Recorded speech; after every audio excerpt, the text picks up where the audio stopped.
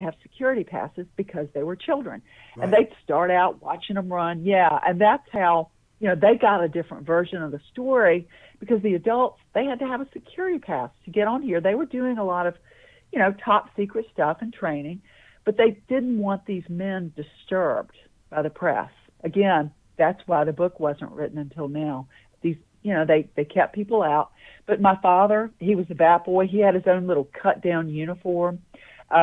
He posed in a lot of these pictures with Ted Williams and Johnny Pesky, and they pretty much went all over the world. I had no idea that it was so widespread during the war. But again, it was just a pack of little kids.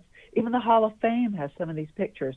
And Rennie told me, he said, yep, we'd get up in the morning, we'd ride our bicycles over there, we'd watch them box, then we'd go watch them, do hurdles, we'd watch them, at rifle range, target practice, whatever, and then we'd watch the baseball practice in the afternoon.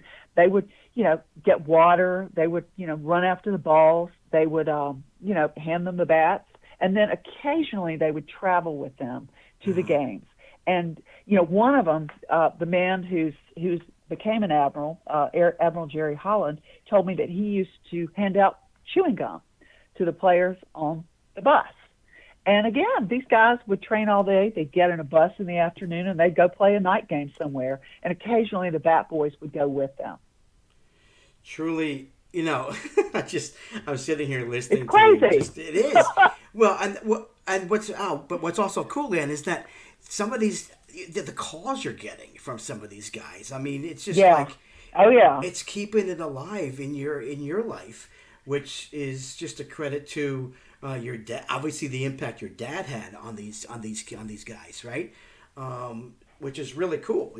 Proud of him, I'm sure, and just again a unique part of history that nobody really knows about, unfortunately. But with your book, and getting more people to get out there to get this book, more baseball history, and not just baseball history, American history is Right. out there, which is really good for people to know.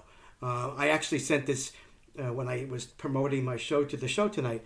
I said to the Westtown School where I work, history teachers, you need to listen. This is important stuff. You need to get this stuff in the history books. I told and speaking of that, so I told when I was doing this centennial celebration, I was getting it all into that of the Negro Leagues. I asked Bob Kendrick from the Negro League Museum. I said, if this was anywhere, if and I was not a good student, and I really didn't like history, but if anybody had given me a story to read that involved your dad and the Cloudbusters, right, or any Negro League stories, I was a baseball fan. You can apply what you learn to apply the story to what you need to learn about history, whatever it was, whether it was Negro Leagues or this particular World War II group. And you could write anything on it, and you could do more research on it. I would have loved it, but it's not in the history books. And that's why it's great that you are bringing this up. You've brought it up to the forefront, which which is very important stuff. And stuff is still Right. there. There's so much stuff you have, right? It is, and one thing I've done, and I just want to tell you a little bit about it. But first of all, the paperback came out this week, so the Yeah, I timing know. of I this heard that. interview is Yes. just great. I was so excited. But in addition to this book, I have tracked down the surviving World War II major leaguers. So guess about how many are alive. Oh, 20? Roughly, yeah. I mean, about 24. Okay. And they're all in their 90s. Yes. But Oh I my love gosh. Tommy Lasorda. I believe he's 92. Yeah. He served in the Army. He's from Norristown, beat the crap out of the Phillies fanatic. Yeah. I laugh about that. But you know what? He's a great guy, And I think that whole thing about the Phillies fanatic, that comes from him being just super focused. Oh, That's sure. all it is. He didn't want any distractions. Absolutely. And that is what I'm seeing with these men. They have all these things in common. They are super focused about whatever the job it was that they had to do. Vin Scully, I just interviewed him about 2 weeks ago, and he's a big cheerleader. He briefly served in the Navy, but he said, we have been through the Depression. We won the war. I've seen America rally. I've seen America down on its knees, but we can do this. Mm-hmm. You know, they are fearless. Eddie Robinson, he'll be 100 in December, and he's like, I'm not scared of anything. I'm working on my second book. I mean, and then there's the whiz kid, Bob Miller, from the Phillies. He's 93. Sure. Oh my He gosh. is just one of my favorites. When he was 18, he was, you know, on the front lines. And he just said to me, he goes, you know, as a country, we just need to respect each other. Yeah. We need to love each other. We need to respect each other. But that is what I am getting from these guys. Yes. They are part of that generation. And if I was a teacher, that's what I would want to teach these kids is, Yes. you know, and I'm seeing this. I have a daughter who's a junior in high school. You know, we've got to work together. We've got to care about each other, respect each other. But again, that clear sense of focus, it's all right there with them. It's another storyline. I mean, it's just another Yeah. subplot to exactly the teamwork, the camaraderie, the working together and work for a common goal. And I think that's a big piece of this. Right. Too, right. Right. Well, Oh, yeah. and listen, I'm going to get the book. I know for sure. I hope other people do. To read about history, and it's on major retailers as usual, Amazon and Yeah, it's the Okay. Cloudbuster Nine, the untold story of Ted Williams and the baseball team that helped win World War II. It's at Amazon, Target, you know, all the major All of them, retailers, yeah. Barnes and Noble, Yep. and really get the paperback. That's the thing, because they gave me a chance to really get in there. I added some information, Oh, good. and I Okay. think the paperback, the new one that just came out this week, with Yeah. that is going to be the evergreen version. Okay. But I've done a lot of interviews, but yeah, pretty much it's everywhere. And I have a website. Yep. It's www, and then it's ANNER Keen.com. And there you can read the articles that have come out. You can watch the podcast. You can watch the shows. I really appreciate you reaching out to me. I'm so glad, because I've really wanted to talk to people in Pennsylvania, because Yeah. that part of the country really built this school. Yeah, you're right. I hear you, and it's great stuff. It's just like I said. I look forward to getting it. I have a little more. What do you call the kind of money you have that's extra residual? Because I'm not driving anywhere, so my gas money I can go buy these books. That's what I've been doing. It's a great thing. Well, I'll send you a paperback. If you don't have one, I'll be glad. Just send me your address, and I'll send you one. Oh, I'd you're love too to. kind. That's great. I might do that, or I might buy one and then maybe do a giveaway with my radio show and give it out to somebody. Oh, okay. I tell you what. Yeah. How about if I mail you? I'll mail you $3. Oh, I'll mail okay. you 3, and you can just do a giveaway. I just got mine, Awesome. so I'm glad to do Thank you that. so I will much. I sign will, those and send them your way. That's awesome. I'll have my daughter get my address to you, and then that would be great. Okay. And it was a pleasure talking to you.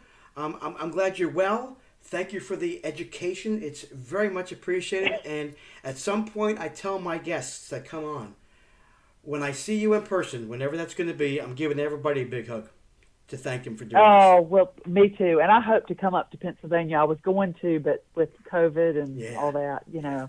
But you be well. You and I do, hope too. all the listeners are well, and I will look forward to meeting you this. someday. At some point, we will. Yes, absolutely. Actually, we're retiring to North Carolina, God willing, next year. So, Yeah. yes, we're going to go to be All in the right. Wilmington area. So I'll get the Oh, book and good. keep in touch, and then maybe we'll have a meetup at some point.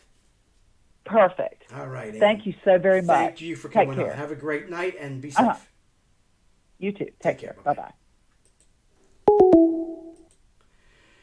Some great history from Anne. So nice of her to call in and talk about this history lesson. Again, it's another history lesson that I just continue to love to learn about, and so happy that she was able to give us a call. And I apologize. We kept losing streaming, folks. I'm not sure what was going on there. We're good now. Hopefully it stays good. If you lost us, I apologize. Technical issues, but we are back. I am in the green mode on my computer, so hopefully things will stay smooth and clear for our next two guests. So Spencer will be calling us in just a few minutes. Vintage jerseys and hats. We'll talk some sports and jerseys and hats and baseball and polyester unis at polyester unis, which is his Twitter handle. So looking forward to him calling in within the next couple of minutes. Yeah, so history's good. Continue to learn. Continue to read things that you don't know about. Listen, I'm 64. I'm still learning, and I love learning. It's a beautiful thing. Especially, if you're passionate about something, and that's obviously mine is baseball and sports. So there are good stories out there. It just takes someone to take the time to go find it. I know on her, if you go on the PBS channel in Durham, I believe there is the interview with her, and she has some more information about how this all came about. So look her up, go on her website, buy her book, and she's going to send me some, which is so nice of her. She doesn't have to do that for sure, and we probably will do the giveaway. I believe we have Spencer coming in now.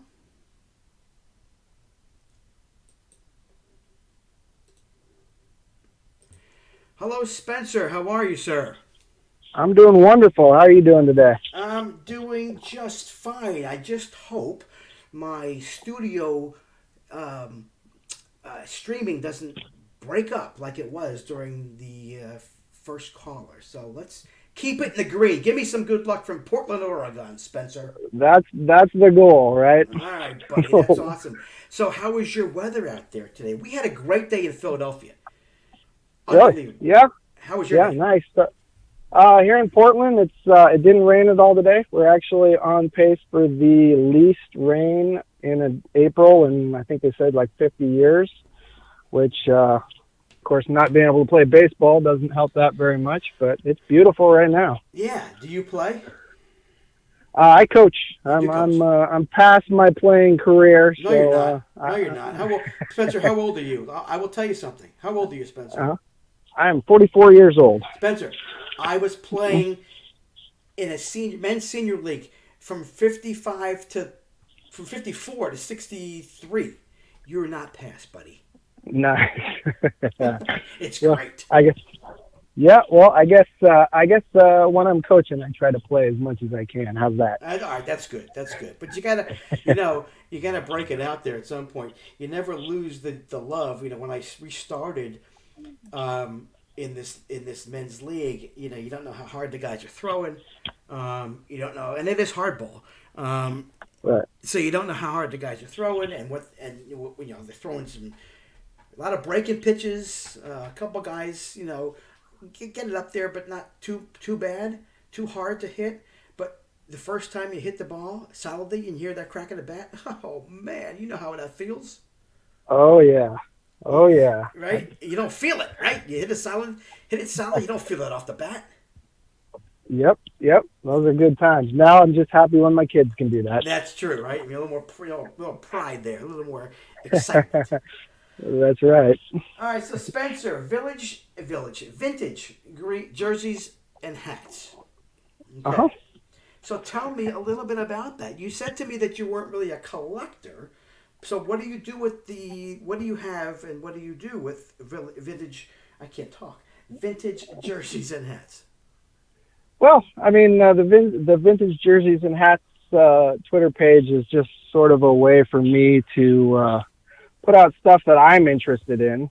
I of course, being 44, I was born in the mid 70s, grew up in the 70s and 80s, and the sports world was very colorful at that time, and there wasn't all the black and the navy and all that stuff. We had real colors, so I miss that. I say I'm not a collector. I guess my wife might call me a hoarder. I always tell her the difference between you want to know. You know what the difference is between a collector and a hoarder? No, what?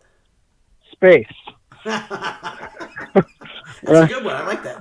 Yeah. That's good. Yeah. But I have a lot of collections. My collections are more about memories than they are about value. Right. I don't buy something or grab something because I think I'm going to be able to sell it in 10 years for more money. I do it because it has great memories, and right. brings me back to my childhood. Sure. So that's what vintage sports is about. Yeah. Okay. Yeah. Exactly. I mean, I will tell you what I've got, and what I was just able to get into the Hall of Fame. But so when did you start getting involved with this as a kid? Right. Yeah. I mean, it goes back to being a kid. You know, at the time, in the late '70s, early '80s, you didn't get jerseys or hats or whatnot from the different teams. It wasn't a thing. You know, you went to a baseball game and you got a collector helmet. You got the souvenir helmet, right? And Right. maybe if you were lucky, you got a jacket. Uh-huh. But you always, you always pictured yourself growing up and playing in the major leagues and doing all that stuff. And when I pictured myself, it was wearing a polyester pullover powder blue jersey and a hat with a different color front than the back. And Right. so that's Yeah. what I'm interested in. Yeah. So tell me you had a controversial comment on our Twitter message. You know where I'm going with this. That I really needed to get out of you because, come on, you can't keep that secret. Now the cat needs to get out of the bag. So where did you grow up? I grew up in Portland, Oregon, Okay. born and raised. So, and we don't have any major league team other than the Blazers, the Trailblazers. We don't have any major league teams here. So I'm all over the place. So I have to. So are you a 4-for-4 guy? Are you involved with all of them? Or Oh, absolutely. Okay. Absolutely. I love all sports. okay. So what's your favorite? Well, baseball is my favorite sport. Okay. You know, kind of and this is kind of an interesting. I'm gonna get sidetracked on you here for a second because I know where you're going, and we're gonna see how long we can hold you off. But it's an interesting story. When my kids were little, probably 8-10 years ago, we had a book that we used to use at home. It was called the Book of Questions, and every day there would be a question, and each member of the family would answer it, right? And whatever the question was, what's your favorite cut of beef or whatever it was. Right. And at the time, my kids were little. I think my oldest son was probably 5 or 6 years old at the time. And we would go to a lot of hockey games because we have a junior hockey team called the Winter Hawks here, and they're fun to go to. And at the time, we didn't have a baseball team. Mm-hmm. And I think there was a question one day. It said, "What's your favorite sport?" And I think my kids expected me to say hockey or football. I'd been a season ticket holder at University of Oregon for 40 years. Okay. And but my answer was baseball, and just because that was the sport that first drew me to sports when I was a kid. I'm a numbers guy, and baseball is all about numbers. Yes, it is. And my oldest son, who was 5 or 6 at the time, was like, "You know what, Dad? That's my favorite sport too." And since then we've bonded over it, and I've kind of built it from there. So I'm assuming you're a Blazers fan, obviously. Oh yeah, Yeah. definitely. What football team do you root for? Well, like I said, I'm an Oregon Ducks fan. Our closest NFL team is the Seahawks. Right. Hopefully, no one will give me too hard of a time for this, but I hate the Seahawks because. Okay, no, that's okay. I mean, that's fine. No, well, when I was growing up, you had to watch every weekend, every Sunday, because you didn't have a red zone, right? So Right. you had to watch the game that was on. Right.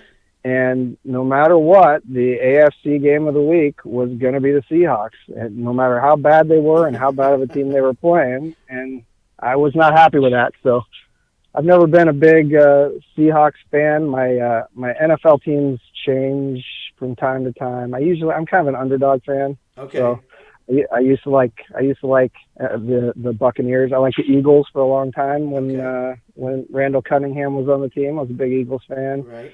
I kind of like the Browns, though I'm not a Johnny Manziel fan. I just, Yeah. The Lions. How's that? Teams that don't do well, I like them. And that's okay because you know what? You don't have a lot of skin in the game, so you don't get That's right. crazy when that all happens, right? Yeah. When they don't win, when they don't play well. Oh yeah. So I got to find out. All right, we'll go to professional hockey team. Yes. I would say if you want to say what's my favorite NHL team, Yep. I would go the Oilers, just because Wayne Gretzky was the first poster I ever had in my room when I Yeah. was 5 years old, Mhm. and but honestly, I like the Canadian teams. My grandfather was originally from Saskatchewan, and I've always felt that I like teams that are from northern places. I'm not a fan of hockey in Arizona or Florida or Gotcha. Yeah. whatever Yeah. it is. Uh huh. So I yeah, hear ya. A lot of people, so and it is funny. You look at sometimes until they have a good season, like Tampa Bay was having a good season this year, and they were filling up the arena. The yep, Arizona, the Coyotes, the Arizona team, right? yep, They've been on and off, so they don't have a lot of. There isn't a true fan base like if you look at Boston, New York. I mean, the original six, if you will, Philadelphia. right.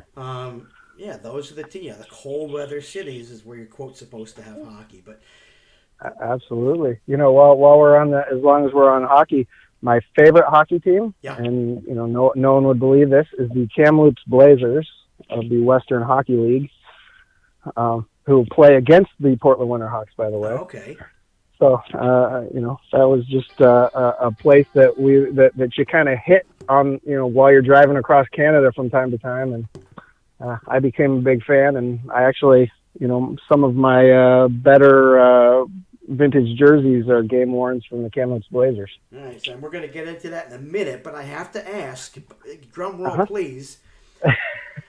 Who is your favorite baseball team? Okay, so Here we go. and hopefully people are not going to have a big issue with this. I think and I know people what you're will going be to do. I think I know who it is. Go ahead.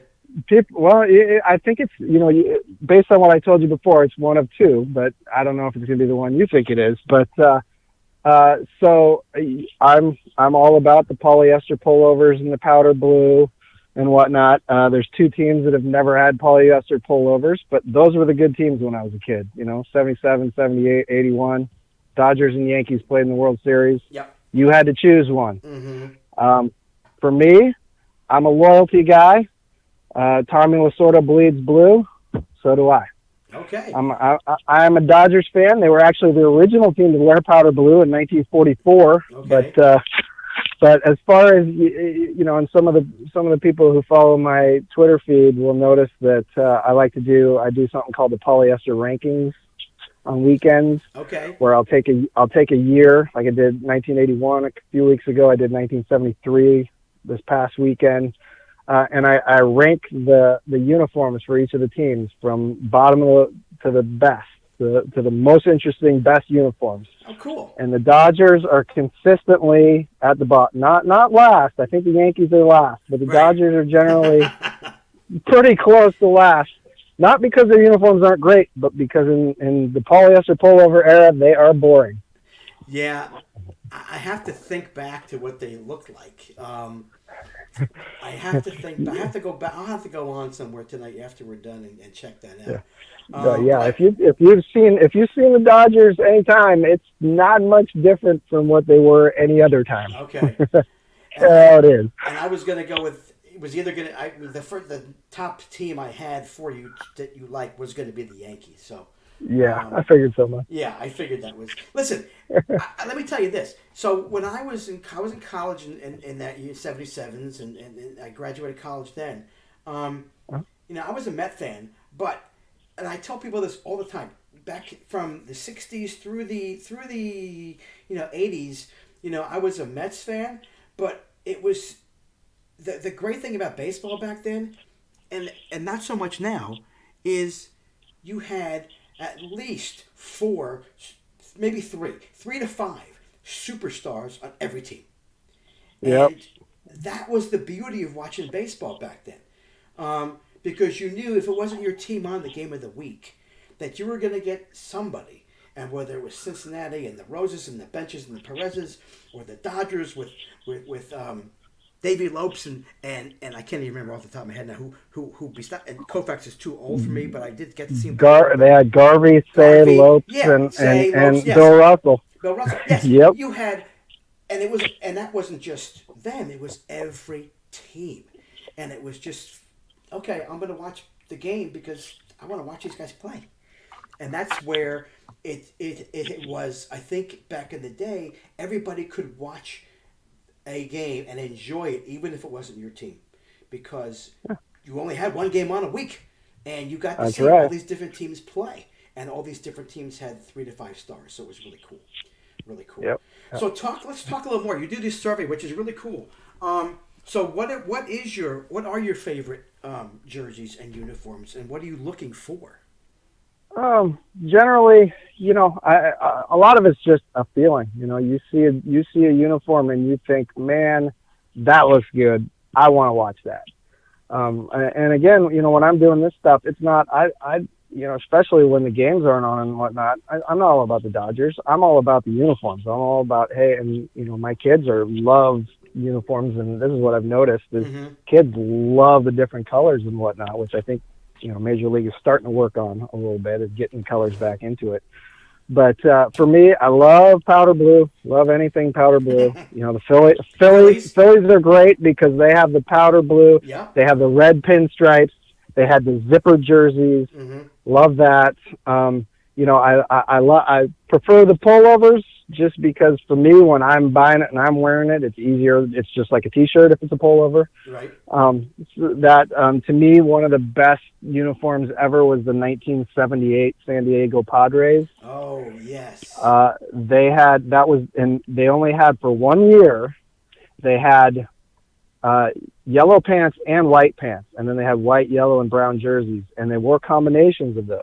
So sometimes they'd wear yellow pants with brown jerseys. Sometimes they wear white pants with yellow jerseys. You never knew. And those jerseys, it's the only time San Diego ever did this, it actually said San Diego and Padres on the front. And it was a great font. It's a great jersey. And that hat, yeah. Yeah, was that the circular font?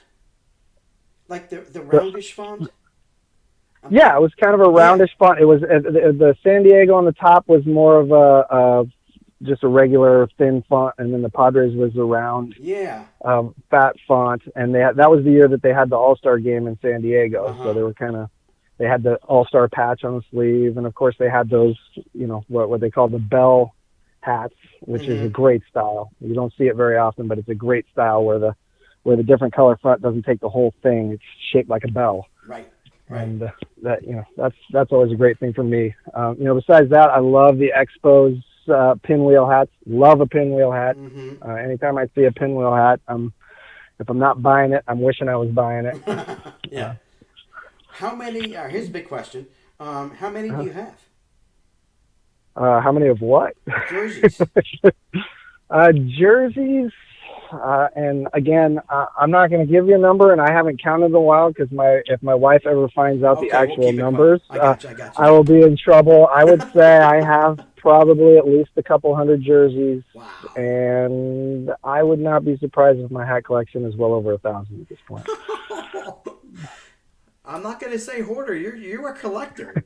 Come on, Spencer. You're a collector, dude. That's awesome. I mean, listen. Here's the thing. Whether it's rocks or Hot Wheels or baseball cards or hats or jerseys, it's great. Yeah. It's what you, and here's what the thing, it's what you like. And that's what the fun part is, right? It's what you like. So you have a passion for, and you're talking jerseys in all sports, right? I have jerseys from all sports. Okay. I don't do a lot of football jerseys. I find that a little odd wearing a football jersey, but because the way the pads work and everything. But besides that, yeah. No, and I think it's great. I mean, listen, you're a collector. You look. It's your hobby, and I think that's awesome, and I think that's something that. But you gotta listen, Spencer. Between you and I, if nobody else is listening, you're a collector. You're not a hoarder. You're a collector. It's okay. I appreciate that. No, it's awesome. I think it's great. And, you give your wife my number. We'll talk. We'll tell the rest. Yeah. Okay. Well, I find it interesting you just mentioned Hot Wheels because that's one of the things I always think about. When I was a kid, I had a lot of Hot Wheels and Matchbox cars and whatnot. Mm-hmm. And when I think of collecting and collecting memories, that's the kind of thing I think about. When I had however many 75 or 80 Hot Wheels or however many I had, I didn't set them in a case and just look at them. I played with those things, right? Yeah. I set up tracks. I wore, granted, some of those Hot Wheels from 1979 might be worth a lot now, but mine aren't because I used them. And I try to do the same thing with my hats and my jerseys, and I have some other stuff that I collect, and Mm-hmm. I try to use it. I don't collect it because I just want to put it in the closet. I collect it because I want to use it. Right. I want to get use out of it. Yes, and that's the difference between card collectors, right? Like, I mean, I have a collection. I am on Twitter, and the Twitter sports community is amazing for giveaways and for good prices on things. I love the what they never had when I was a kid. I don't remember ever seeing the relic cards, whether it was a bat or a jersey. Right. I think those are so freaking cool. So whenever I can get one for $2 or $3, I jump at it because I never had one of those. Now, again, those don't go anywhere. They're gonna sit in my basement in a box and just sit there unless somebody asks and I want to show them. So it's a little bit different, obviously, than what you're doing. But what you're doing, again, is cool because you like to show off what you've got, which is awesome.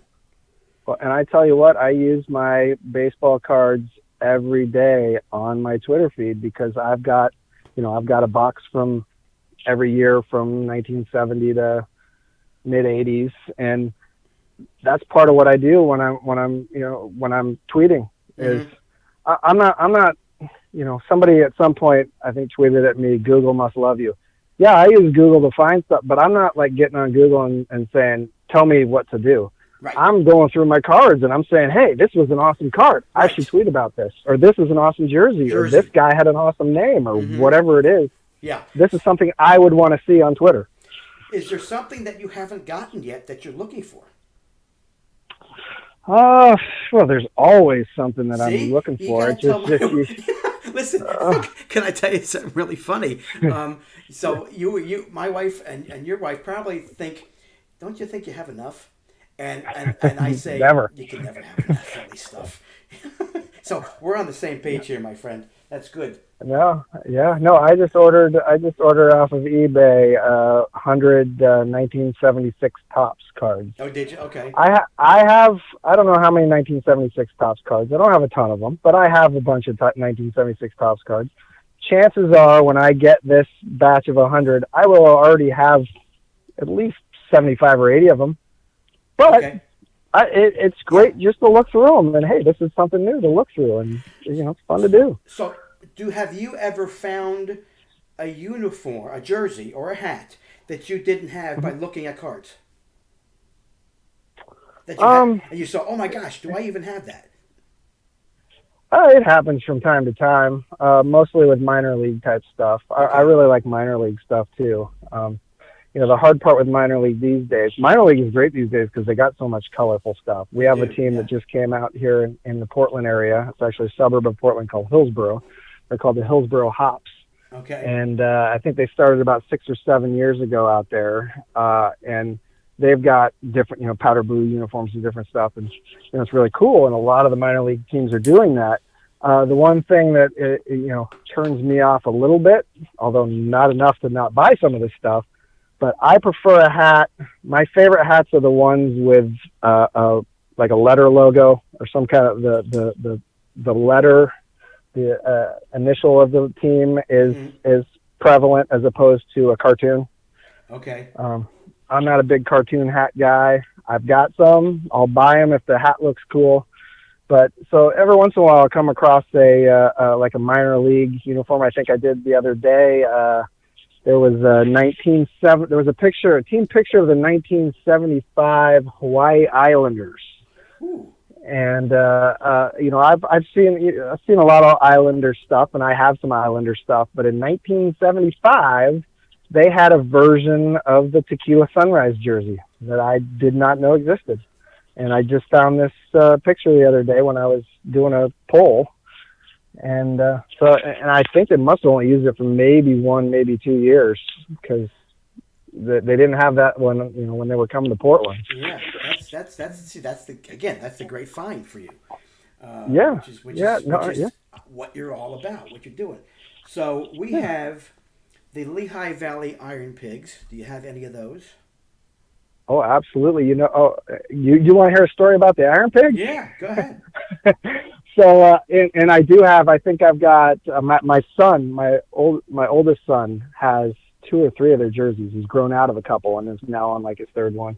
I have a couple hats, but so I just, and part of how the vintage jerseys and hats thing got started, I was running the local Little League. Shout out Raleigh Hills Little League. Mm-hmm. I was the president of the local Little League for 3.5 years, and I just retired from that. Usually you do 2, maybe 3 years, so it was time for me to retire. I just retired from that right at the end of 2019. I said, I need something to do. That's when I started vintage jerseys and hats. Hey, I like this. Anyway, when I was the president of this league, part of what I took on, and technically there is a board member who's in charge of uniforms, but I love uniforms. Mm-hmm. I'm going to help out with this. Sure. So part of what it was is choosing uniforms for the teams. And every year I would go through and, the Majestic catalog we use MLB teams for the most part, and, pick out colors that would go, and this way each team would play against a team with a different color and all this stuff. And so one year, they ran out. Majestic was in the process of giving up their licensing, and they ran out of jerseys at certain sizes and certain teams. So I decided, hey, for T-ball, why don't we do minor league teams? So we did that. They had enough of them, and one of the teams was the Iron Pigs. And that team, absolutely, I mean, I've never seen a team be more excited about being the Iron Pigs. They were the Iron Pigs, and that team actually then the following year when they moved up to Single A, their coaches and the parents requested for me as the league that they be able to be the Iron Pigs again in Single A. That's how funny. Popular the Iron Pigs are. Yeah, they're great. Yeah, that's awesome. I'm going to ask you about I'm guessing you have the Reading Phillies. Yes, I got they got that little it's like a bird punching F on there. Or is it a I want to say it's an F or a P, but it's like a bird punching. Yeah. Yeah, and then the curly, kind of a curly R. Yeah. And I don't have that one. And then the other team that's real near, it's a Carolina League team, the Wilmington Blue Rocks. Oh yeah, we had the Wilmington Blue Rocks in T-ball and Raleigh Hills Little League. Darn it! I was trying. Powder blue. I was trying to get you to say no, so I could get one for you and send it to you. Darn it! Oh well, if you want to get something and send it to me, here's the one that I've recently noticed, and I didn't want to say anything because I want to get it first before anybody else does. But there's a team in Jacksonville.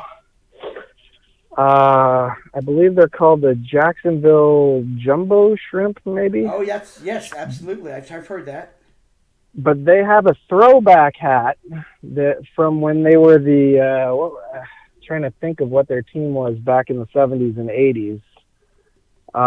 But it's a throwback hat, and it's got a cursive J, and I've never seen this before. It's pinwheel with blue and orange. So it's an orange front, blue bill, blue sides, orange back.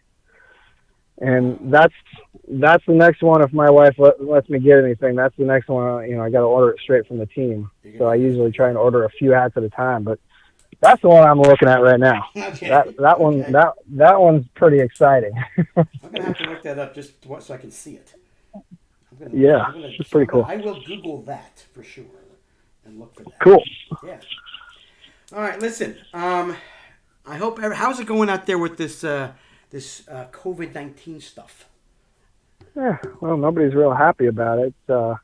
Oregon, we've done pretty well. Washington is just north of us, and yes, they were the first ones to get it. I remember I was actually in Seattle the weekend after the first person got it. I was like, what is this thing, this coronavirus? And Wow. so they're pretty bad. And of course, California, Yep. they got, more people than anybody. Oregon, from what I read this morning, of the 48 states, not counting Alaska and Hawaii, only Montana has less percentage cases than us. So we've done really well at social distancing, I think. Good. And everybody's in your family is good. That's a great thing, right? Oh yeah. Good. Yeah, always. All right, terrific. Yeah. All right, listen, Spencer. Yeah. Thank you for calling. Hey, no problem. Thanks for having me on. I enjoyed talking to you, and now you have my senses towards jerseys and hats heightened. So now that we are friends on Twitter, I will tweet out to you, do you have this? Do you have this? And we'll see what I can do. Yeah. Please do, and I'll keep tweeting as much stuff to stump you as I can. All right, that sounds good. I appreciate that. And tell your wife you're just collecting. You're not hoarding. Yep. I'll make sure she understands. Tell her I said so. Cool. Thank you. All right. Spencer, thank you, my friend. It was good to talk to you. Stay safe out there. Hope you continue to have nice weather and less rain. And we will talk sometime soon in the future. Great. You do the same. Thanks a lot. All right, Spencer. Take care now. All right. Bye-bye. Bye.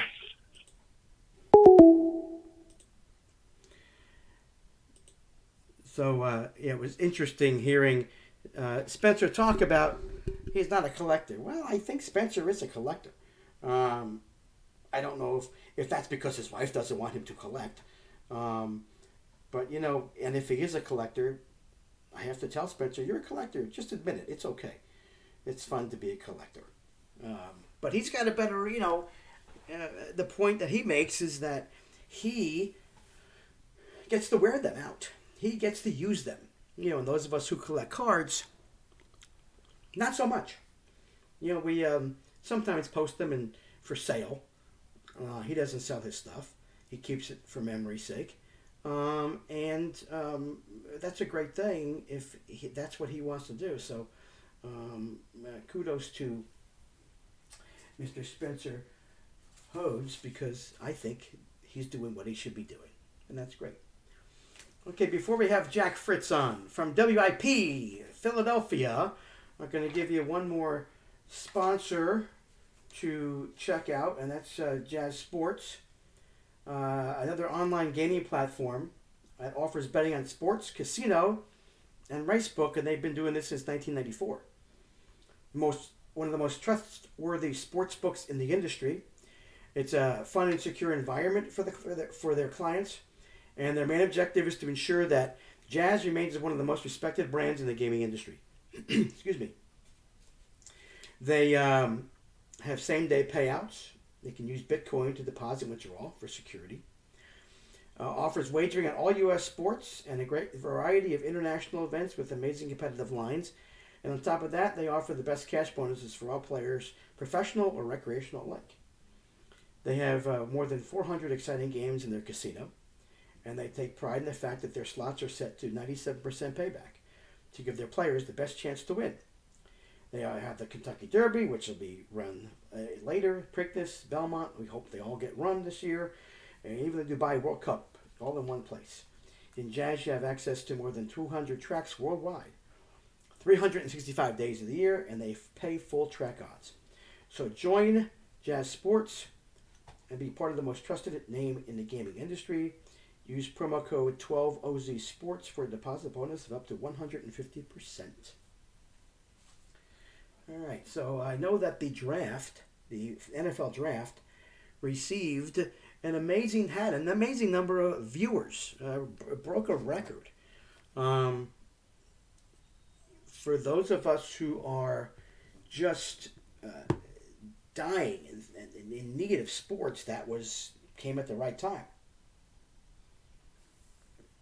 So, and it was interesting watching the GMs and the coaches, and in some cases the owner, Jerry Jones, from their houses, from from their own places of residence. So that was kind of fun. They had their families in the background, and so it was a neat way to see it, to do it. Players getting the phone calls from the coaches and the GMs at their homes, still getting to celebrate on TV. So that was nice. It was great to see that. So kudos to the NFL though they had glitches, I heard, prior to the draft, it looked to me like it all went down rather smoothly. So interesting several days leading up to and then having the draft. And we're going to talk to Jack Fritz in just a minute. We're going to go over the Eagles draft picks and talk to Jack about what his thoughts are about all of them, but mainly the first two. There was a lot of controversy about Rieger, but a big question about why they drafted Jalen Hurts. Great quarterback, but why does a team, the Philadelphia Eagles, draft a kid who's a quarterback at number 2 for the basic question of there were other needs that this team has, and it seems to be a wasted pick for this team. So, and I know the owner or the GM, Howie Roseman, and Doug Peterson as the coach were obviously standing by what they did, but I don't know that a lot of people are buying it. So we're going to hear from Jack in just a few minutes to get his thoughts, primarily on the draft, but we'll get into a little bit of all the sports.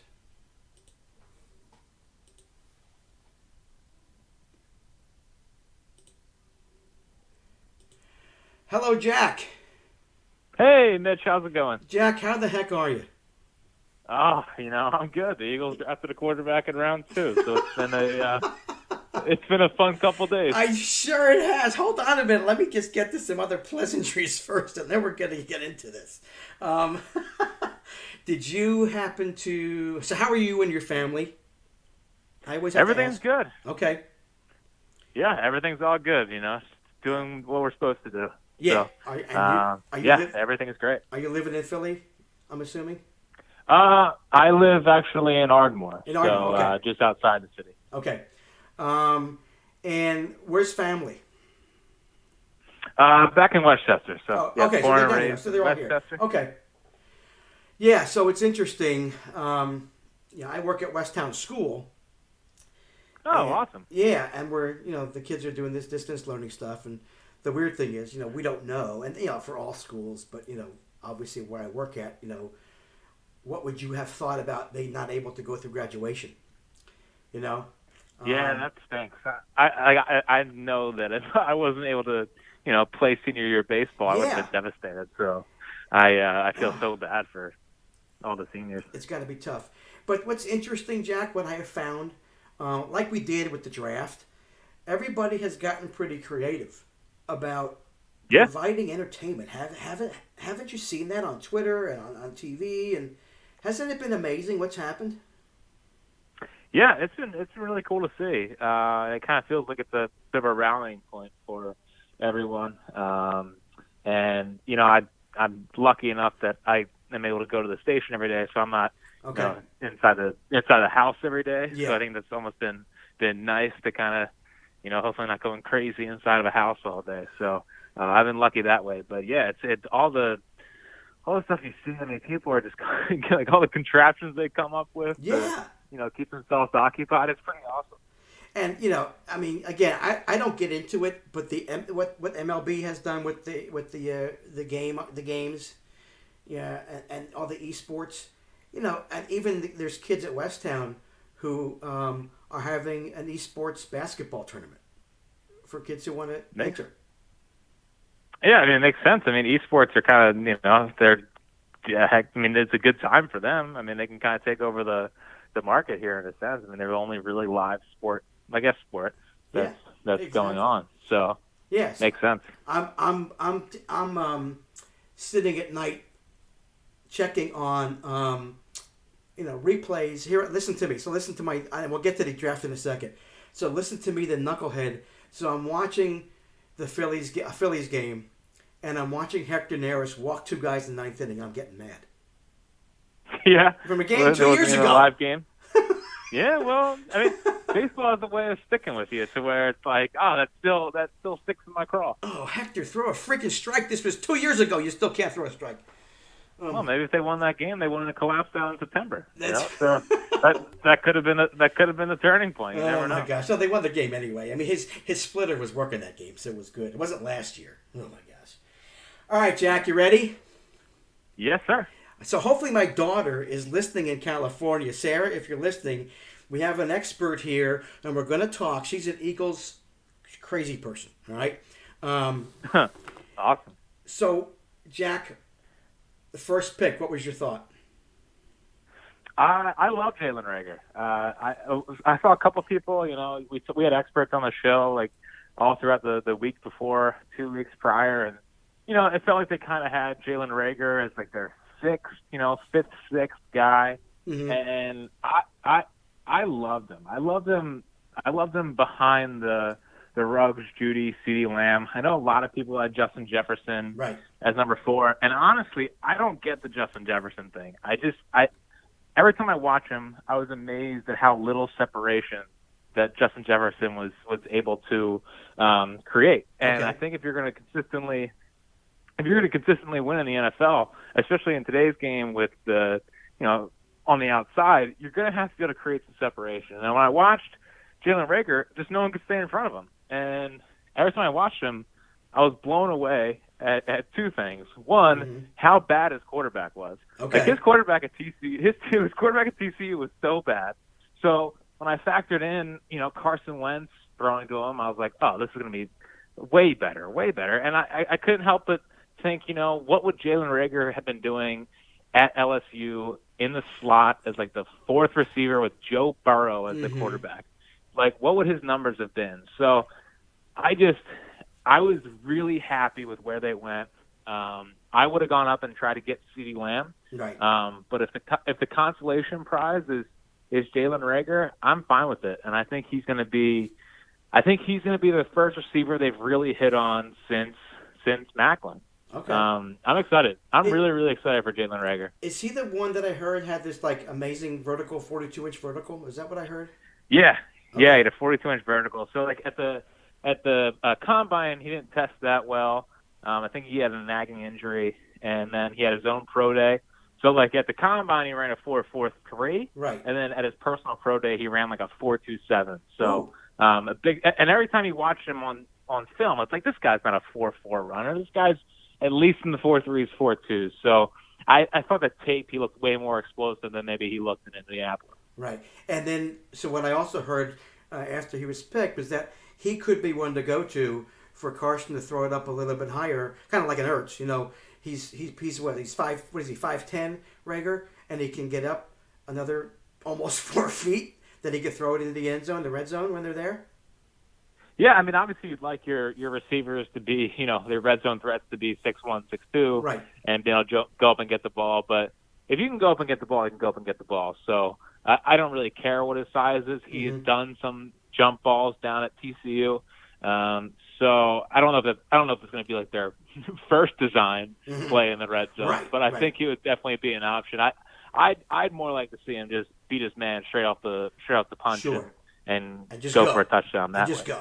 Yeah. Right. Put throw a little fake in there, little hip movement towards the goalpost, and then just fly and let Carson hit him. Let me ask you a question before we get on to number 2. Do you think it hurts him specifically, that TCU is not a small school, but it's not one of your big ones, right? Not one of your huge, really good schools in the past, correct? Yeah, well, I mean, TCU had a good run there with Andy Dalton, and then they were kind of competitive for a couple of years after that. They were kind of getting in that top tier, but yeah, they definitely weren't in the same tier as the big power schools. I don't know if it hurt them. I just think that I think it was more his quarterback play. Like, I think his quarterback play was that dreadful Mm-hmm. at TCU that it definitely hurt his stock a lot. So if he had better quarterback play, who knows? But definitely, TCU kind of fallen off the map a little bit from, I think, a couple years ago Right. when they were way more high profile. And so my secondary question and follow up to that is not necessarily hurt him in going in the draft, okay, but him and playing pressure ball, playing under these massive, huge teams like the LSU's and the Alabamas and the Auburns and the Clemsons. Does that make any difference when they get to the training camp? In terms of his mindset and who he is as a player? Well, see, I think that kind of what helps him, I would say, actually, would be that his dad played in the NFL. Like, we've seen a lot of these great players the last couple of years, like the Currys, the Vladimir Guerrero Juniors, the Dante or the Bo Bichettes. Like these guys that have dads that played in professional sports just seem to get professional sports better than some people that don't really have family that plays at that level. So I don't know. Like I just think that like the receivers come from everywhere. I mean, Jerry Rice, he wasn't playing in huge games. T.O. went to Tennessee Chattanooga. I mean, Randy Moss went to Marshall. So I think that matters. I think that matters more for the quarterbacks and as receivers. Like if you're a receiver, just go catch the ball. Just go, go catch it, and he can catch. That's exactly right. All right. Yeah, I mean, I think if people are worried about his hands a little bit, I think I think he'll drop some balls, but I think the explosiveness will make up for it. Yeah, absolutely. All right. Why do they waste a pick? And to me, it's a wasted pick. I haven't heard you talk anything about. I haven't listened to anything anybody really much, but except when I watched, and I was like, what are they doing? Why would you pick a quarterback number 2? Let me go through some of what I've heard. Carson Wentz gets hurt. They need a number 2. What? He played almost every game last year, and it was a fluke head injury in the playoff, a knee to the head that wasn't penalized, that threw him off. So why do you waste? He's not going to get hurt. I mean, Carson proved last year he's going to be on the field. He can be on the field. Why do you waste a pick at 2? To me, it's a wasteful pick. What are your thoughts? Well, I think it's about Carson. Like I really do. Just the way they've talked about it, like it feels like they're worried about him in the next couple of years, and they just want to make sure they have the backup position locked down. Now, I agree with you. Like I think it's a total mistake, and I think it's a waste of assets. Like instead of making team around Carson better, you're getting an insurance policy on him. Like, I think that's ridiculous. Yeah. But I don't think he's brought in to be a Taysom Hill on steroids, like I heard, or any of that stuff. I think it's about Carson, and I think it's a bad way to build a roster. Like these guys can get hurt whenever. Like I mean, you wouldn't see the Chiefs drafting a quarterback in the second round, for Patrick Mahomes insurance. Like if they fully believed in Carson Wentz, I don't think you draft a quarterback in the second round. I think it's brutal team building, and this idea is out there that in a year if they don't have college football, Jalen Hurts is going to be worth more in a trade for more picks. Like maybe, but also all those teams almost could have selected him this year, and they chose not to. Exactly. So how is his value going to build in a year when he's most likely going to be sitting on the bench? Exactly what I'm thinking. Yes, he's not going to play. Yeah, no, he's not. And if he does, it's not great. And the dumbest thing I think is that it created a controversy that didn't need to happen. It created doubt in Eagles fans' mind. Like Carson Wentz spent all of December dragging a team to the playoffs, and his reward in the second round is drafting Jalen Hurts. I know. I don't get it. You know how much, and I heard one of your coworkers last night. I'm not going to say who it was last night, saying that Carson really didn't have a good year last year. And he got hurt. He gets hurt, and I'm thinking, I'm driving the car going, he got hurt in a freaking playoff game that really couldn't be his fault. He didn't do anything to get hurt, number one. Number two, he wasn't that good. Did you look at his receiver core last year? You and I were on the bench next, Jack, to be on the field for Carson. He didn't have her. You can't tell me Carson's not a good quarterback. Yes, he needs to have people. If you agree, tell me yes or no. People around him either get another offensive lineman or focus on the defense or get a safety, and they did that eventually. But to me, it's such a high pick. Number 2 is not going to play. I don't get it. I just don't get it. Unless I thought they maybe were going to trade him. They were going to pick him up and then move up in the draft, move up and find somebody else to get. Did you think that at all? Yeah, I mean, I was trying to think of anything. I was just sitting on my couch dumbfounded. I was like, well, what's the plan here? Honestly, to me, it reminds me a lot of when the Sixers drafted Okafor. It was kind of it was Embiid insurance, and the idea was that they could flip him hopefully at the trade deadline or the year after for more value than what they got him for, and hopefully Embiid proves he's healthy, and then Okafor they just trade him. Obviously, that didn't happen.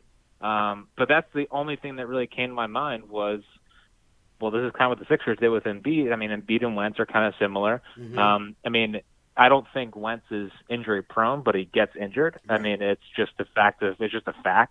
You know, I would love to dispel it, but and even though I think it was a cheap hit, like it's still an injury. You know, I mean that he kind of. It's not always his fault, but he gets hurt, and I don't know how else to explain it. So, you know, obviously the upside of Embiid and the upside of Wentz is that of a Hall of Fame caliber player. Mm-hmm. But if they can't get right, you know, I mean, having an insurance policy isn't the worst idea in the world.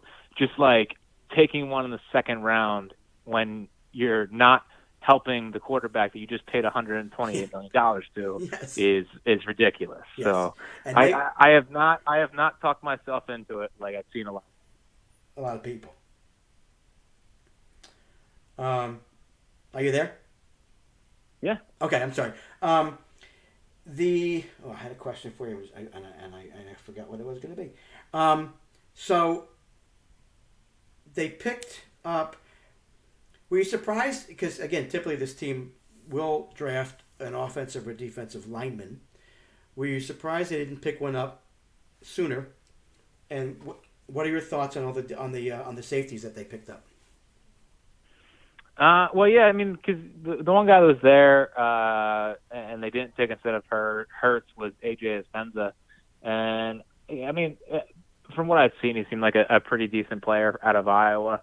And you know that, I mean, Howie's preached of this in the past, that he loves to invest in the lines. I mean, he will always invest in the lines. Mm-hmm. He invested in 2 tackles from Auburn, but the defensive line is usually something that they invest pretty heavily in. I guess, you know, I mean, I would have liked to see them get an end because I think BG has, you know, 2 years left. Right. And I don't know what kind of years he has left. I mean, BG's awesome, and he had a dynamite year last year, but he's, you know, going to be entering into his mid-30s. Mm-hmm. So, I mean, that's just generally pass rushers just don't age well into their mid-30s. So I would have liked to see one that, you know, Spencer there, and the second one would have been nice. But I really like the 2 safeties. I mean, we had Davion Taylor on the show yesterday, and just an awesome kid.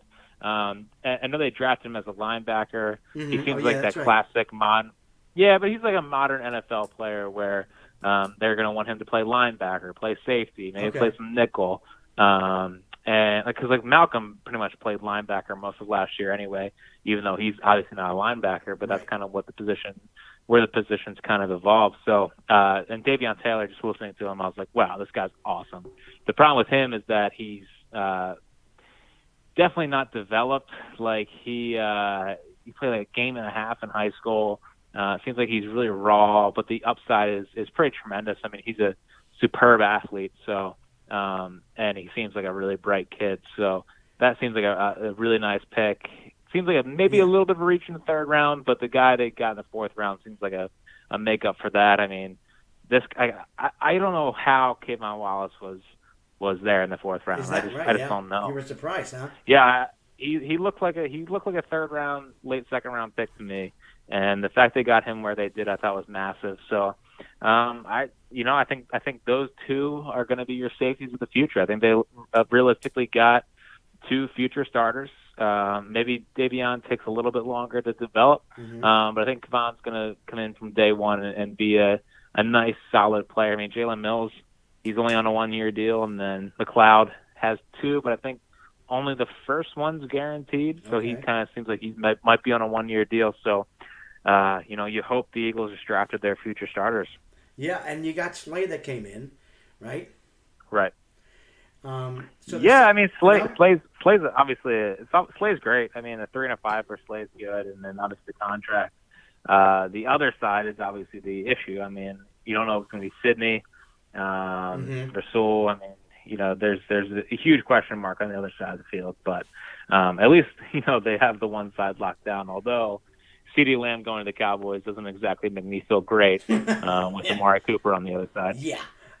So I mean, and that's the other thing. Yeah, you have to you do look at the Cowboys. It was so funny did you think that did it go through your mind that when Dallas picked Lamb that they did that not necessarily purposefully, but screw the Eagles, and then the same with the second round. Was the second round they picked the cornerback too?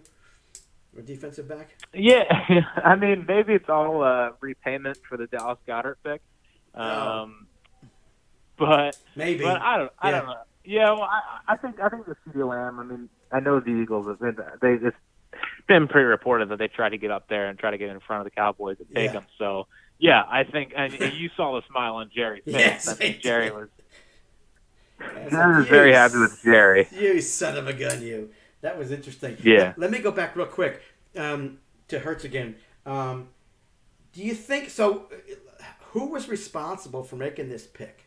What do you think it was? Do you think somebody said, I heard today, has Lurie had anything to do with it? And I don't know that Lurie has much to do with any player selection, but that got out there. I heard it today. Was it strictly a Howie and Doug pick? Well, I mean, listen, I think Lurie has to sign off on it. Like, I mean, you're not drafting a quarterback in the second round the year after you paid Carson Wentz $128 million without Lurie signing off on it. I don't think he just let Howie and Doug just be like, all right, yeah, fine, we'll take a quarterback, and there's no, people are freaking out about it. Like, I think Lurie had to at least know about it. I don't think he was, pounding the table for them to say, hey, bring in Jalen Hurts, but they definitely had to bring it to him, and I know they brought it to Carson, and I don't know what his reaction was. Oh no! What? Yeah, right. But I think it was a Howie pick. Obviously Doug would like to have a competent backup. Not that Josh McCown wasn't competent, but he was 41 years old and tore a muscle in the game. Like he can't play anymore. Yes. So I think having a nice insurance policy there, would ease Doug a little bit.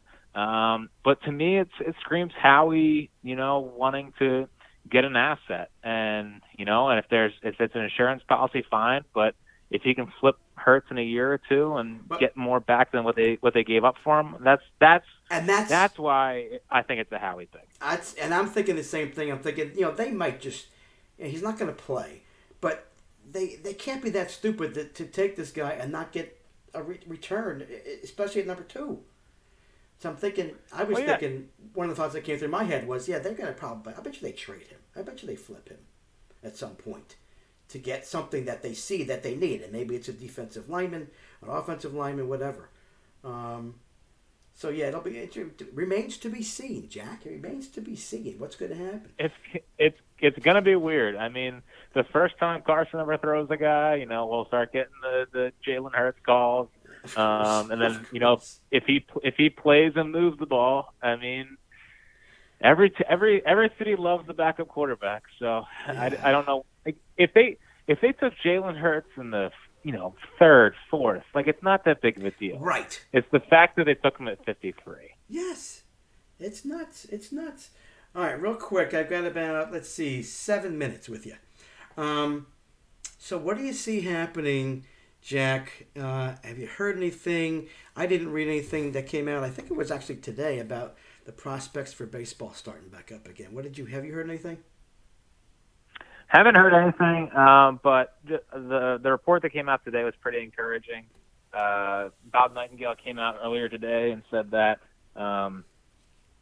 3 sources with knowledge of the information say July 2nd at the latest could be the start date. So that was exciting. And then the idea, now it's interesting, the idea that Nightingale laid out had all the teams playing in their home ballparks but without fans.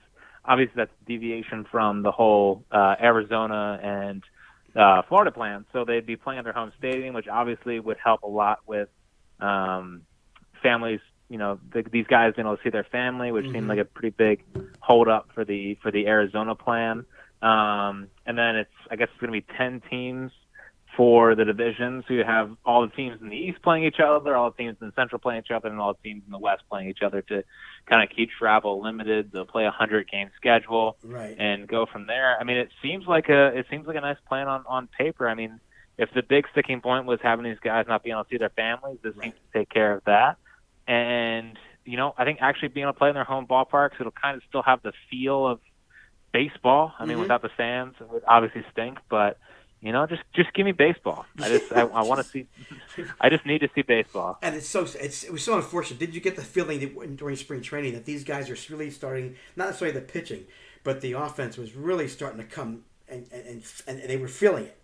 I felt that way, but we just don't know what the pitching is going to be like. And that's the biggest issue with this team right now.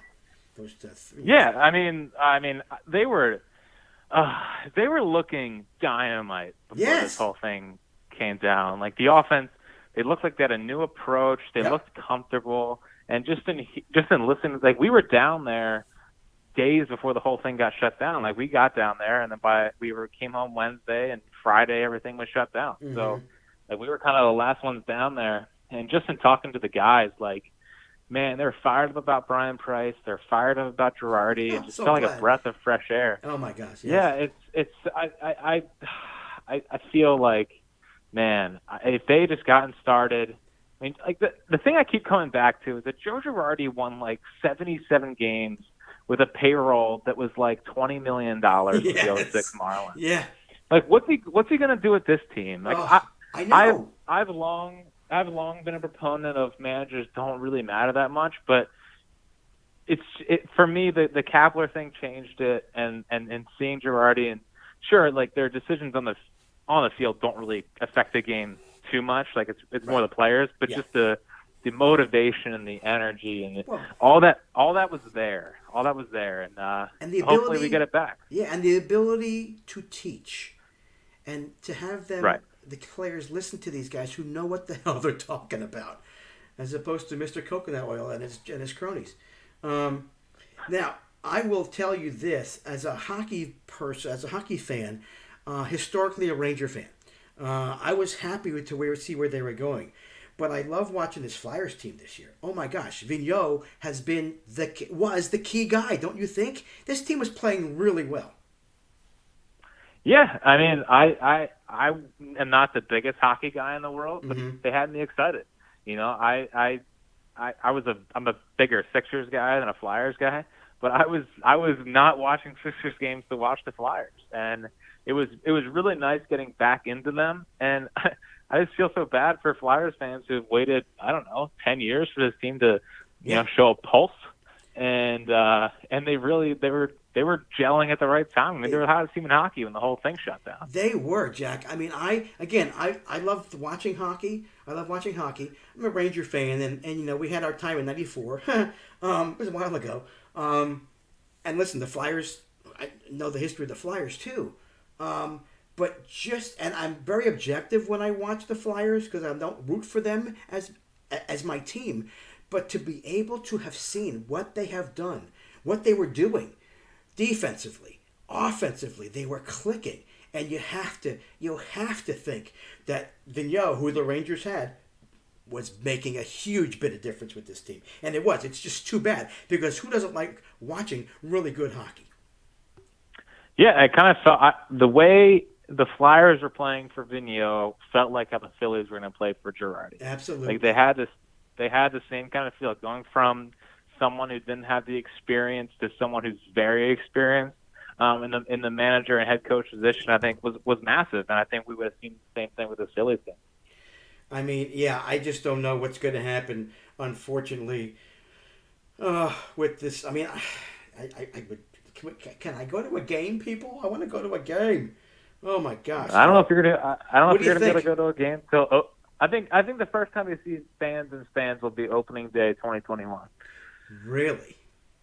Yeah, Maybe. I think it's gonna be a while. Like I don't think any team's gonna take the risk, and they shouldn't take the risk. I Right. mean, I think what all these teams and leagues have to realize is that 2020 is always going to be a fluky, weird year. Chalk it up to that. Put an asterisk next to it. And just get through the season, and then kind of let everything hopefully go back to normal in 2021.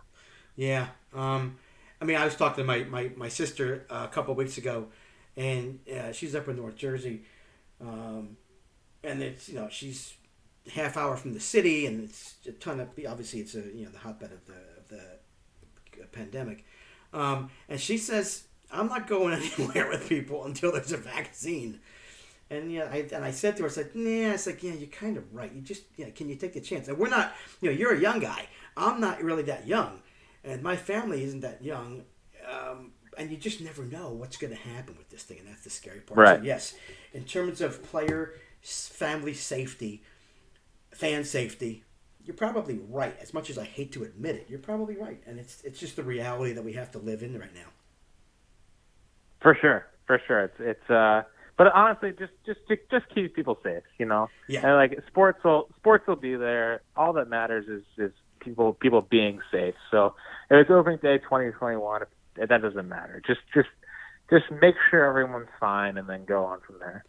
Yeah, I kind of agree. It's just so weird. It's just so weird. Yeah, this is unprecedented. It's just unbelievable. All right, listen. You do a nice job on WIP. Very nice. Thank you. Everybody there. I have my favorites. But Everyone does. everybody does. It's just fun to listen to. I came here 25 years ago and found you guys, and it was like, oh crap, because I moved from Houston, and Houston was okay in terms of sports talk, but coming back up here was just fun. It's just fun. So WIP does a great job. I love it. It's fun to listen to, and I appreciate what all you guys do. We appreciate it. It's Yeah. been, WIP is like family to me. So Yeah. it's like it's unbelievable, just the reaction and the fans and the callers. Like the callers are our family too, and They are. listeners are all our family. So it's an interesting time. It's an interesting time, It but really is. yeah, we love everyone. So thanks for the kind words. No, you're quite welcome. You guys all are terrific.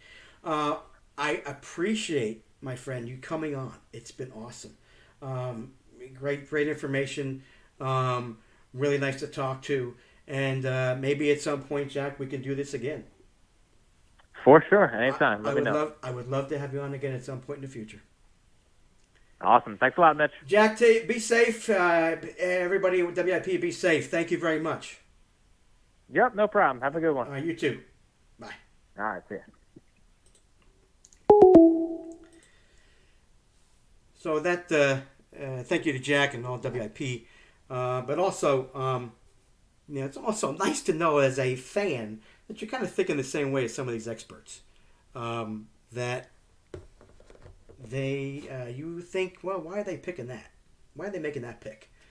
And wow, look at that! I kind of on the same wavelength. I'm not a football aficionado by any means, but just nice to know that you're thinking on the same wavelength as the experts, and that's always fun.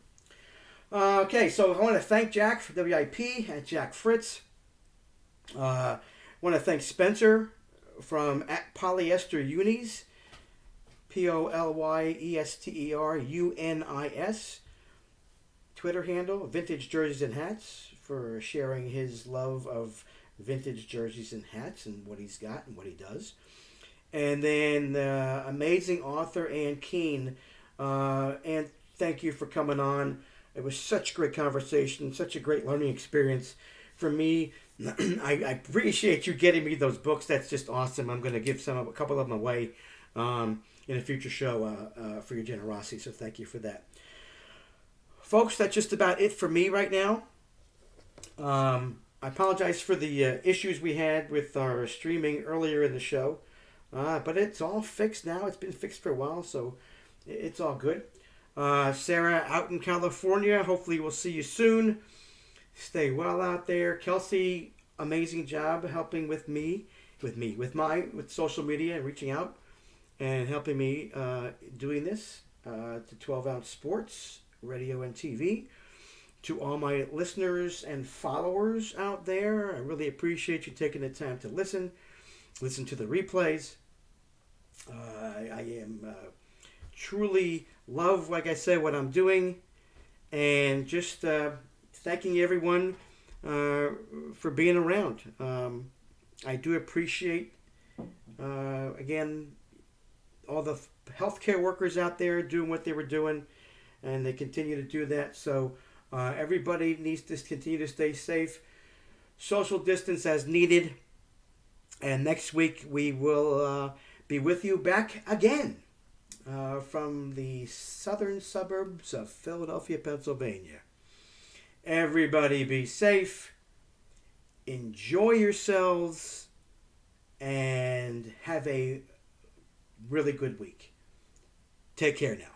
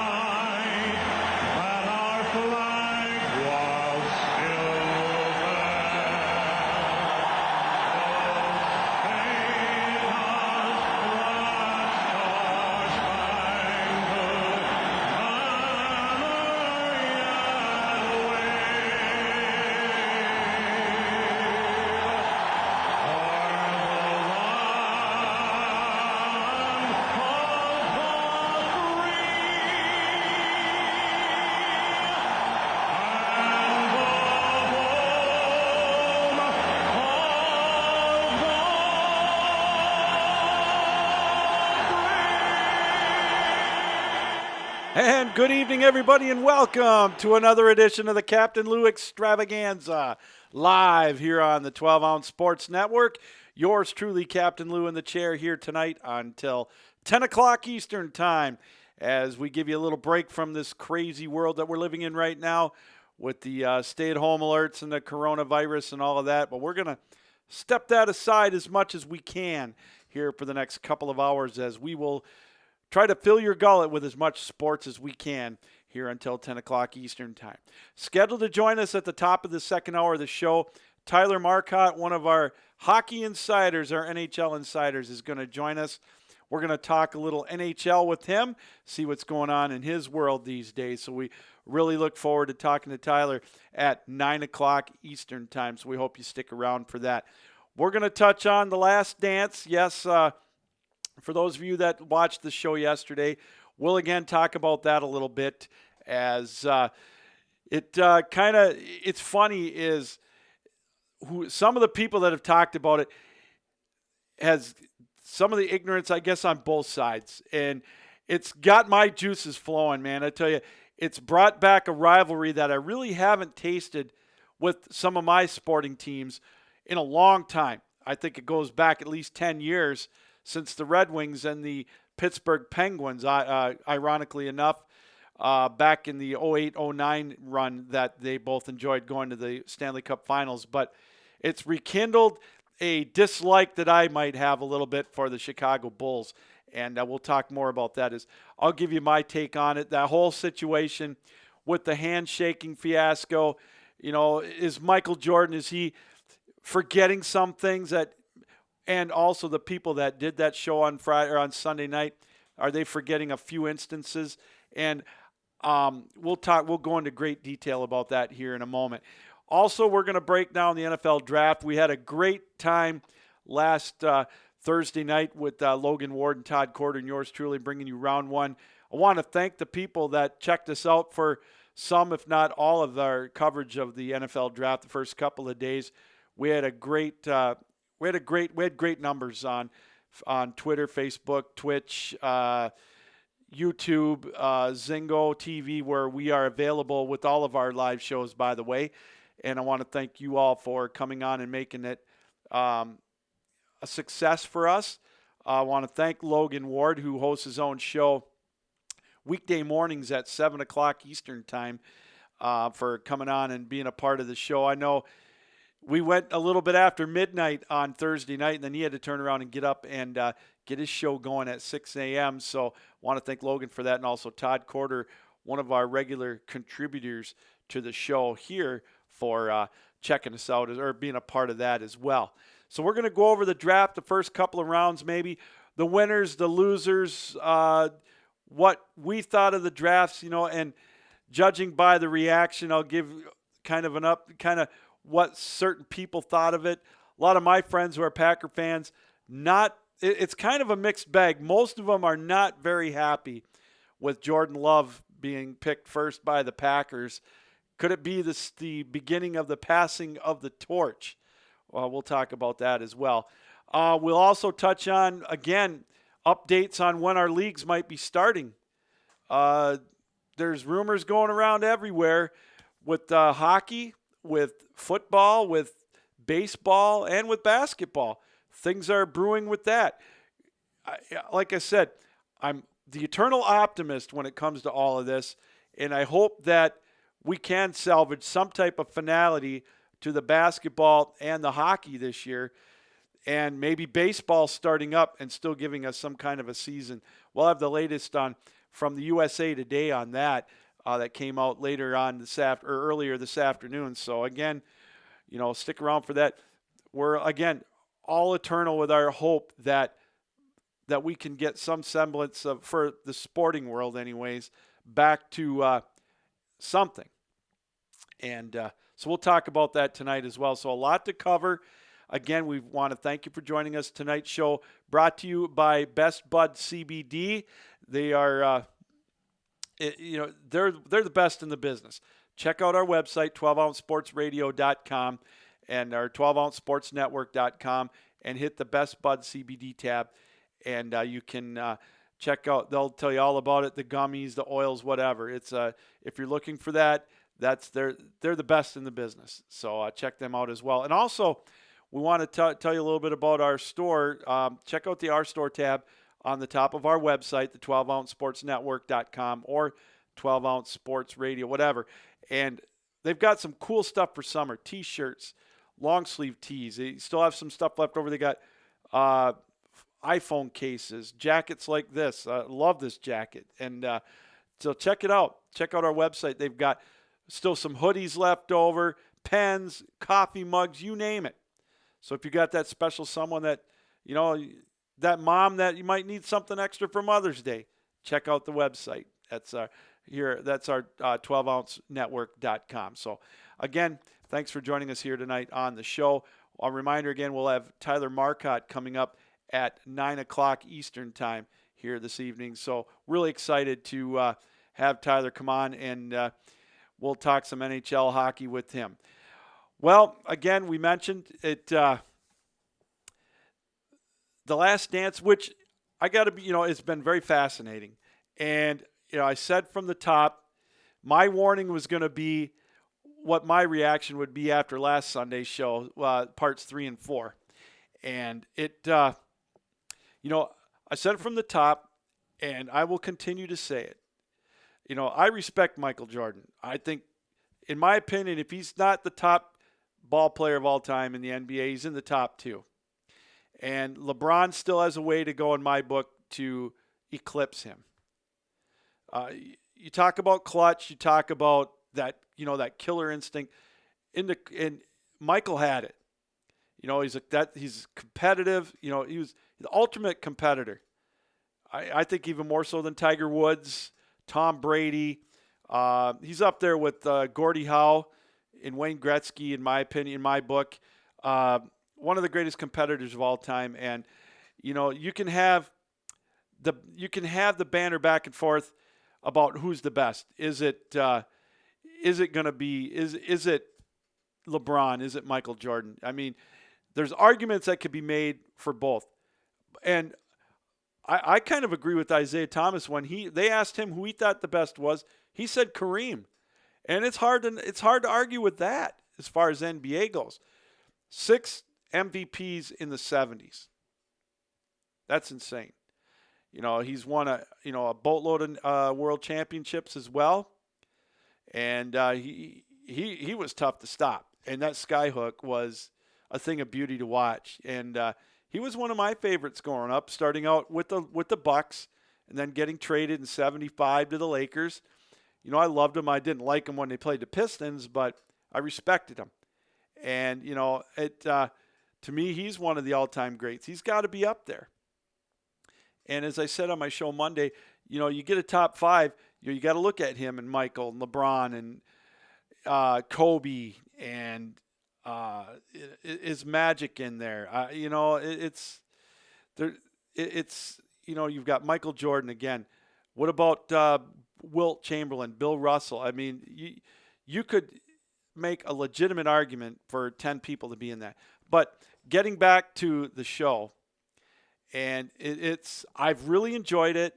I've enjoyed the flashbacks to the 80s, watching basketball back then. It's been fun to watch him grow. And even though I'm not, the banner back and forth a couple of days has rekindled my sports dislike for the Chicago Bulls because, and part of me agrees with Bill Laimbeer calling them whiners. But, hey, the Bulls did what they had to do. They had to get tough physically and mentally. Detroit had their number, and they had they had them. They were in their heads. And Isaiah's still in Michael Jordan's head to this day. You can go and talk about the handshake all you want. Was it classless? It's funny because what really got me going today was Colin Cowherd, calling him classless, and the Pistons, they were classless. They weren't classy champions. They weren't, didn't deserve to be the champions. What he did is he mouthed the words of Michael Jordan. What he said, out of all times, after they're up 3-0 in 1991, getting ready to put the stamp on it and overtake the Pistons as the Kings in the NBA. I mean, I remember that now. I can remember it back when it happened. I can remember reading it in the Detroit papers. And, yeah, it pissed me off, but it elevated. It just fueled the rivalry. It was just like what the Pistons had with the Celtics and the Lakers back in the late 80s. And the handshake thing to me, when it was explained, I understand why they did it. Now, do I wish they would have still shook their hands? Of course I do. But what I'm saying is, why are you apologizing? Don't apologize for it. And you have no reason to apologize. Why? So Jackie McMullen will think better of you? These young folks that weren't even alive when the rivalry was going on, they think better of you? Who cares what they think? You shouldn't care what I think or what any of our viewers think. You guys set the standard. Yeah, the Detroit Pistons weren't the pretty boys of the 80s like the Lakers and the Celtics and the 76ers in the beginning of the decade. And I got to give Stephen A. Smith a lot of credit because he defended Detroit on Monday, and it was justifiable. And, when the Pistons didn't shake their hands, they're classless, they're dirty, whatever. Where was Larry Bird? Where was Robert Parrish? Where was Dennis Johnson? Where was the rest of the Celtics when Detroit overtook them? They made a beeline to that locker room so fast before the game was over. Kevin McHale, he came out and shook Isaiah's hand. And you could tell he didn't want to, but he did it. I'll give him credit for that. And where were the Lakers at the end? I didn't see Kareem out there doing it, or Worthy, or Magic. But yet, that's okay because it's just their competitiveness. It was a bad moment. They're frustrated. Well, in Detroit wasn't. And compound that to what Michael Jordan said. Really? So all of a sudden, Detroit's vilified for that? That just shows you that whoever makes those comments, I guess it irks me when these, I can understand when you've got younger folks that may have didn't watch it live and they're just going by what they read, and which lends you to selective recollection of the events by ESPN or Fox or whoever. They don't give you the whole story. And so that's what bothers me the most, I guess, about that whole thing right there. And, you've got people like Horace Grant. And again, I'm going to apologize ahead of time. I don't like to do this on here. But Horace Grant calling Detroit a bunch of bitches. Well, he should know what that's like because he was Detroit's bitch for about 5 years. Because every time he got fouled in the 80s and early 90s, first thing he did is he whined either to Michael Jordan or to the refs. And you could see the frustration on Michael Jordan's face, telling him to toughen up. Detroit was in his head. And Detroit's still in Michael's head, whether he wants to admit it or not. And that's the beauty of it all. That's why I don't want Detroit, nobody to apologize for what they did. Michael Jordan's still pissed because he looks at the record that Isaiah Thomas had over him for a lifetime, and he's better. He beat him 3 out of 4 series, 3 in a row. And Michael doesn't like that. You can tell. And he holds that grudge. And he froze Isaiah out of the dream team. And that's a whole other thing we'll get to in a minute. And I've got an opinion I know a lot of people probably won't like on that, and I don't, that's fine. Isaiah was frozen off the dream team, that's right. But getting back, in the 88 finals, Detroit beat him 4-1. 89, it was 4-2. 90, it was 4-3. And the reason they beat him was because they were tougher, mentally and physically. And it's amazing that, the people nowadays, the younger generation, most of them anyways, they don't appreciate how good Isaiah was. If he wasn't one of the best point guards of all time, he's in the top 3 or 4. And he was doing stuff that, like what, Iverson, the little point guards, the 6-foot point guards were doing. And, he was the standard bearer, him and Tiny Archibald. And, Detroit had one of the best 3-man backcourts of all time with Dumars and with Vinnie Johnson. And if you don't think, look at the stats. Look at the stats. And yeah, you know what? I am a Detroit fan. I admit it. I grew up watching them. And, I'm also going to defend them because, they weren't the pretty boys back then. You had Showtime and you had Boston. But Boston didn't play pretty. you know, what everybody forgets too back in the day, right or wrong, these were the rules. And this was one of the first things that I learned, even though I didn't play high school basketball. But when we were growing up, even in middle school and whatever, you were taught, don't give them the lane. Make them earn it. Hammer them. And that's what they did. You know, you got guys like Moses Malone, and you go to the Bulls, Bill Cartwright, the man that invented the bionic elbow.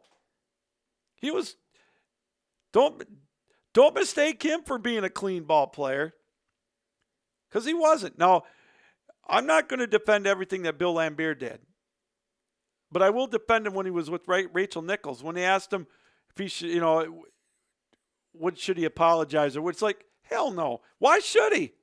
What does he care what the media thinks? I applaud him for that. He shouldn't care what the media thinks. I know there's people that don't like him. But every sport needs a villain. And Detroit relished that villainship, but they were tough. Clutch shots. I watched last night Game 5 of the 90 World Championship Series against Portland. Detroit's down 7 with a minute and a half to go, and they had ice water in their veins, man. Vinnie Johnson playing on a bum leg, just got hot in the fourth quarter. Mentally tough. They knew how to get, you know, they were mentally tough and they could shoot. Bill Laimbeer was one of the original 6'11", 7-foot centers shooting threes. And Isaiah Thomas has the record, by the way, for the best three-point percentage in a championship series, 69%. Top that. I don't see Seth Curry doing that. And, you know, yeah, they played within the rules. They maybe bent them a little bit. But Michael Jordan, the reason he's still whiny about it now is that he's going to have the one thing he didn't do better is his win-loss better wasn't better than Isaiah Thomas. And that eats at his craw. And don't tell me it doesn't. And that's one of the reasons why he's acting still the way he is. And if you think because he didn't shake his hand, that's why he called him an a-hole, no. There's more to it than that. Now, Isaiah may have froze him out of the All-Star game, and that's another reason why he's wasn't on the Dream Team.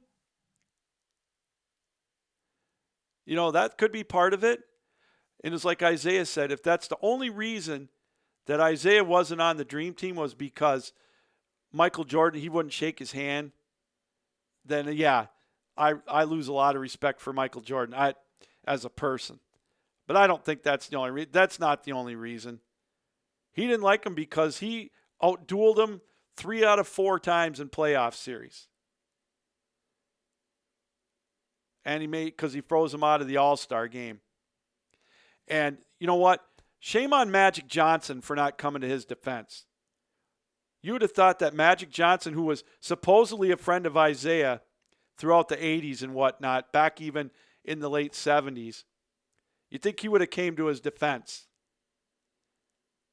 But shame on Magic for that. I lost some respect for that when he wouldn't come to his aid.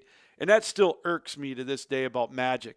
He was more worried about his own brand and hurting the feelings of Michael Jordan and not stepping up to Michael. And to me, that's wrong. And so, you know, the other players, you know, Larry Bird didn't like him. And Karl Malone, there's another one. You want to talk about a dirty player? And an overrated player at that? Karl Malone. And again, I'm going to go on my horse right now. Scottie Pippen should not have been on that Dream Team at that time. I mean, what did he do? Yeah, he was the second best player on the Bulls team. And for him to be voted as a top 50 player of all time, please. But in 91, coming out of that, how he was on that team and Isaiah wasn't. I know they had John Stockton there. I get it. He was good, but he wasn't Isaiah. He wasn't as mentally tough as Isaiah or as talented. No way. So, and it's like I said yesterday, I didn't even watch the Dream Team, because it was a joke. You knew they were going to win.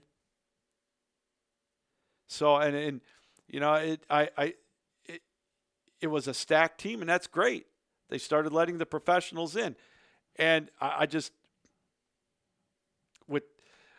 so it has rekindled my hatred, or not hatred. I shouldn't say that. I don't hate them. A strong dislike is probably a better word. I don't like the word hate, I guess, so much as as a strong dislike for the Chicago Bulls. And that leads me to something that I posted on my Facebook page and also on my Twitter feed, which is at The Real Captain Lou.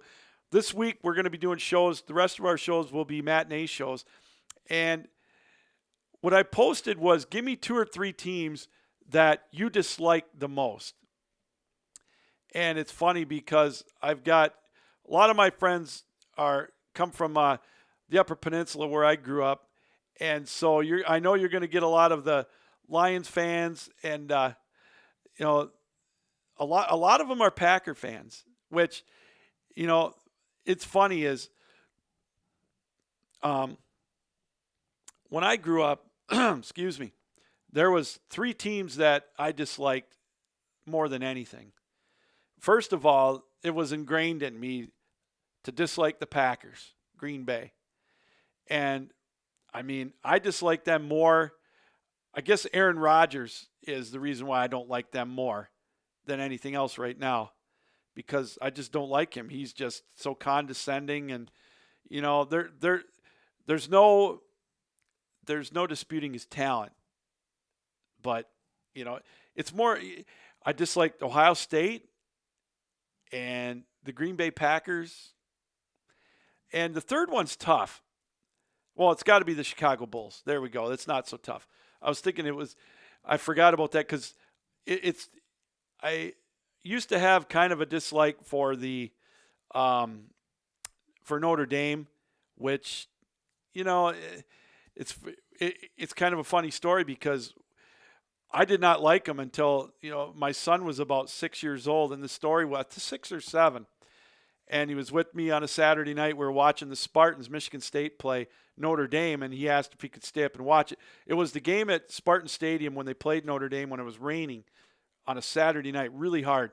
So I let him stay up and watch, and he said, "Who are you rooting for, Dad?" And I'm like, wow, I don't know. That was such a tough one because, I don't dislike the Spartans. I like to kid a bunch of people. I was never a Mark D'Antonio fan, but I said, I don't know, dude. And he's like, I'm going to root for Notre Dame because of their gold helmets. And then he became a huge Notre Dame fan, so I kind of started liking them more.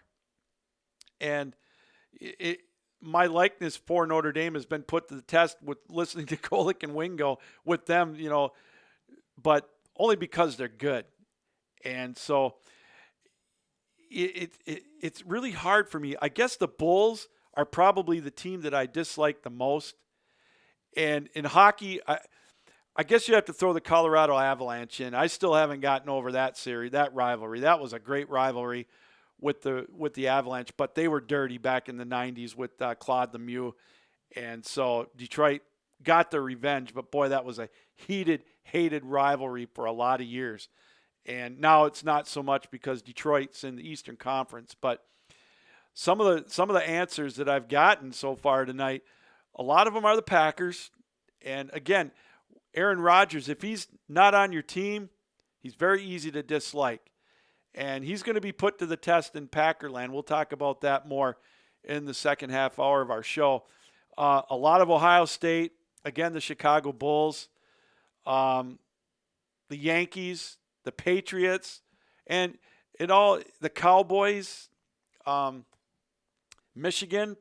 My brother-in-law, Chuck Brent, said, "Sorry, Lou, it's got to be the Wolverines." Well, I get it. He's a Spartan guy. It's funny because I was listening to a show this afternoon, and they were saying, when you're growing up, you just hate them just because you hate them. Or you've got it ingrained either by your parents or whatever, or the team beats your team all the time. And once you get older and like a particular player maybe is reached his end, then you learn to respect him. And that's kind of funny because it's on point. The first player that I think came to my mind with that was probably Joe Theismann. It's wild being a Lions fan. I was never a Redskins fan, and I could not stand Joe Theismann. But, he beat Detroit in the playoffs a couple of years. But after he broke his leg, I almost felt sorry for the guy. I mean, that hit he took from, from the Giant. Oh, man, I'm just drawing a blank on the Giant linebacker. But, I mean, he got crushed. And it's the same thing with Larry Bird. Larry Bird comes to mind because, I just despised him. His cockiness, saying, how they were going to beat Michigan State in the 79 finals. He was already earmarked to go to the Celtics. He was drafted a year before that. And, but then when he got to Boston, he just, he gave Detroit no respect. And I was still kind of rooting for the Lakers and Jabbar back then, and with Magic and Worthy. I really liked James Worthy. So despised everything about the Boston Celtics, and I still really do. They're not one of my favorite teams. I haven't been a Red Sox fan in a long time, especially what they did to the Tigers in 2013. But what used to bother me about the Red Sox was that they're always whining about the Yankees. Always, saying that they're only buying championships, this and that and the other thing. And they just came across as such a bunch of whiners, and they finally got over the hump in 2004 and won a World Series in our lifetime. But now I don't like them again because, they beat my Tigers in 2013, and they were somewhat involved in the cheating scandal. And so, but I guess so. I know I'm kind of going off topic a little bit, getting back to the Last Dance. That's kind of my take on everything with that. And all I'm asking it's for the Pistons, don't apologize. You have no reason to apologize. And for those that don't like it, so what? They were they were the team that nobody liked back then because they weren't Showtime. They weren't Boston, and they weren't Michael. They weren't the chosen one back then. But Michael did what he had to do. This is where I give Michael Jordan credit. As much as I don't care for the guy all the time, I respect the hell out of him. But if you watch that documentary, you'll see that, when Doug Collins got fired, he was Jordan's guy at first. But they brought Phil Jackson, they elevated him with Tex Winter. They ran that triangle offense.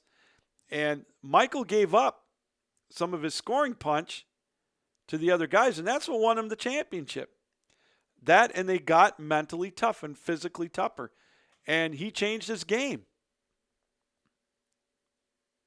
And that's where I give credit. And that's why I also think he's the greatest of all time.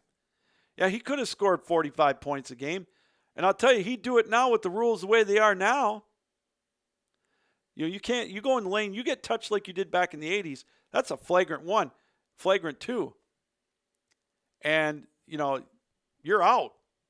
And so I think that he would have a field day right now. And, I like his competitive nature. I just, he's Isaiah's still in his head. And that's what I love about it. Even though they overcame him, the Pistons are still in his head. Keep that hatred. That's great. It just fuels the rivalry. I love it. So for those of you that say, no, he's overcome him, no. Isaiah is still right up there. You could tell by watching that, and I'd love it. Absolutely love it. But to continue with The Last Dance, some of the other things in there, the stuff about Rodman was very fascinating. They told the story about Las Vegas and his little vacation, and Michael had flying out there to pick him up and bring him back to practice.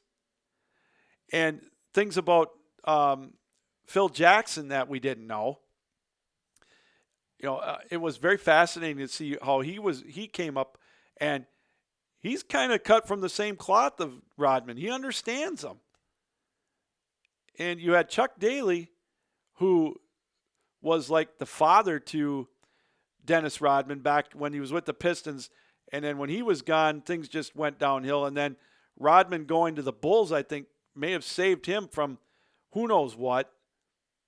And it won him a few more championships with the Bulls. And then he hooked up with them with the Lakers to get another ring.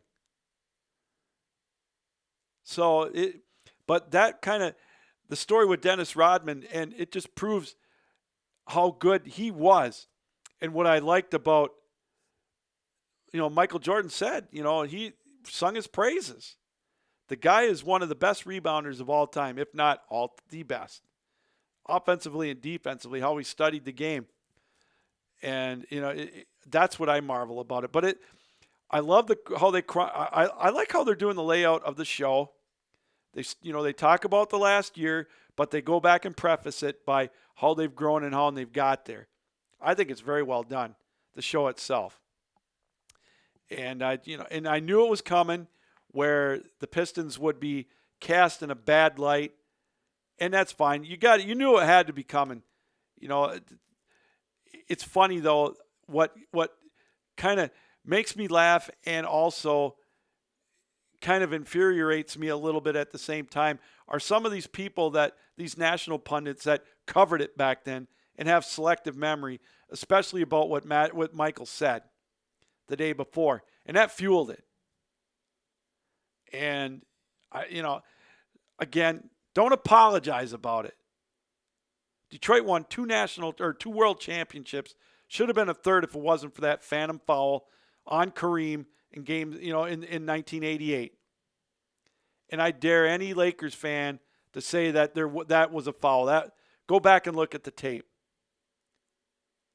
If anything, LeBron James learned how to flop from Kareem on that phantom foul.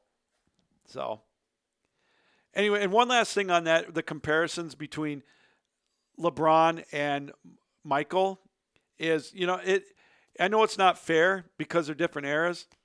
And again, Isaiah, I invite, for those of you that haven't seen the interview with Chris Broussard and Isaiah Thomas, it was great. I'm sure you can look it up on YouTube. It was about a 40 or 50-minute interview, fascinating interview. And he gave a lot of credit. And he's been defending himself. And, yeah, Isaiah's no saint. Don't get me wrong.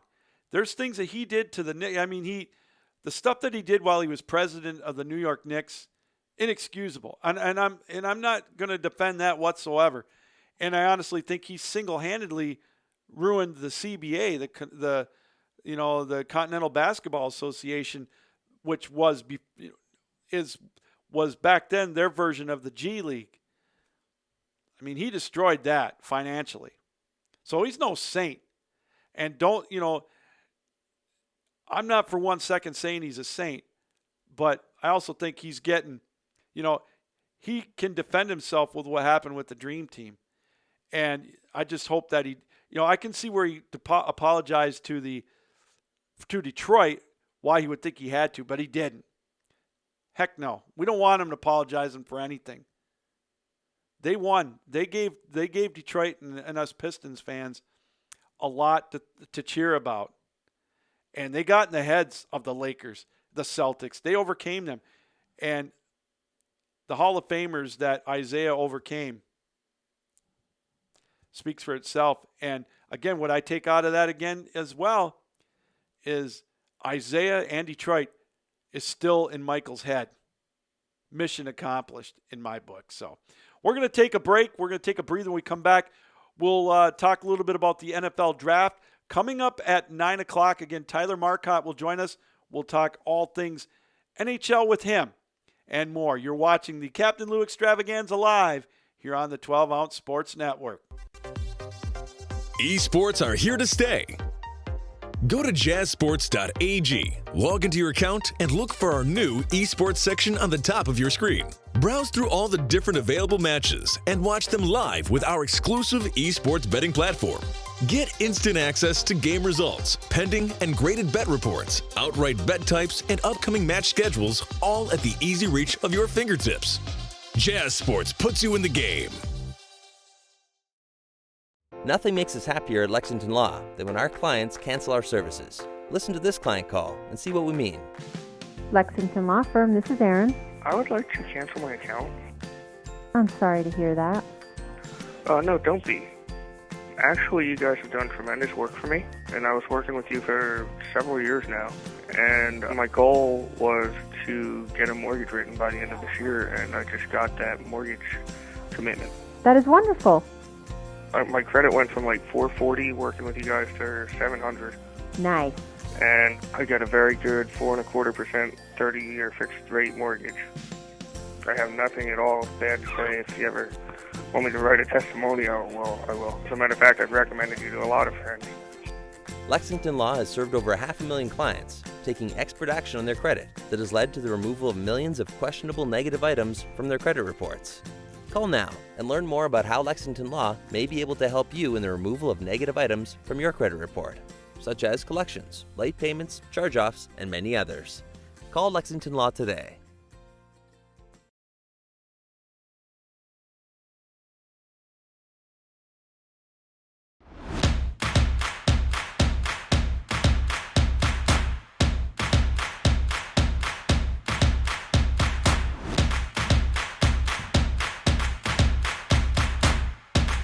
DrinkAid, ready for distribution worldwide.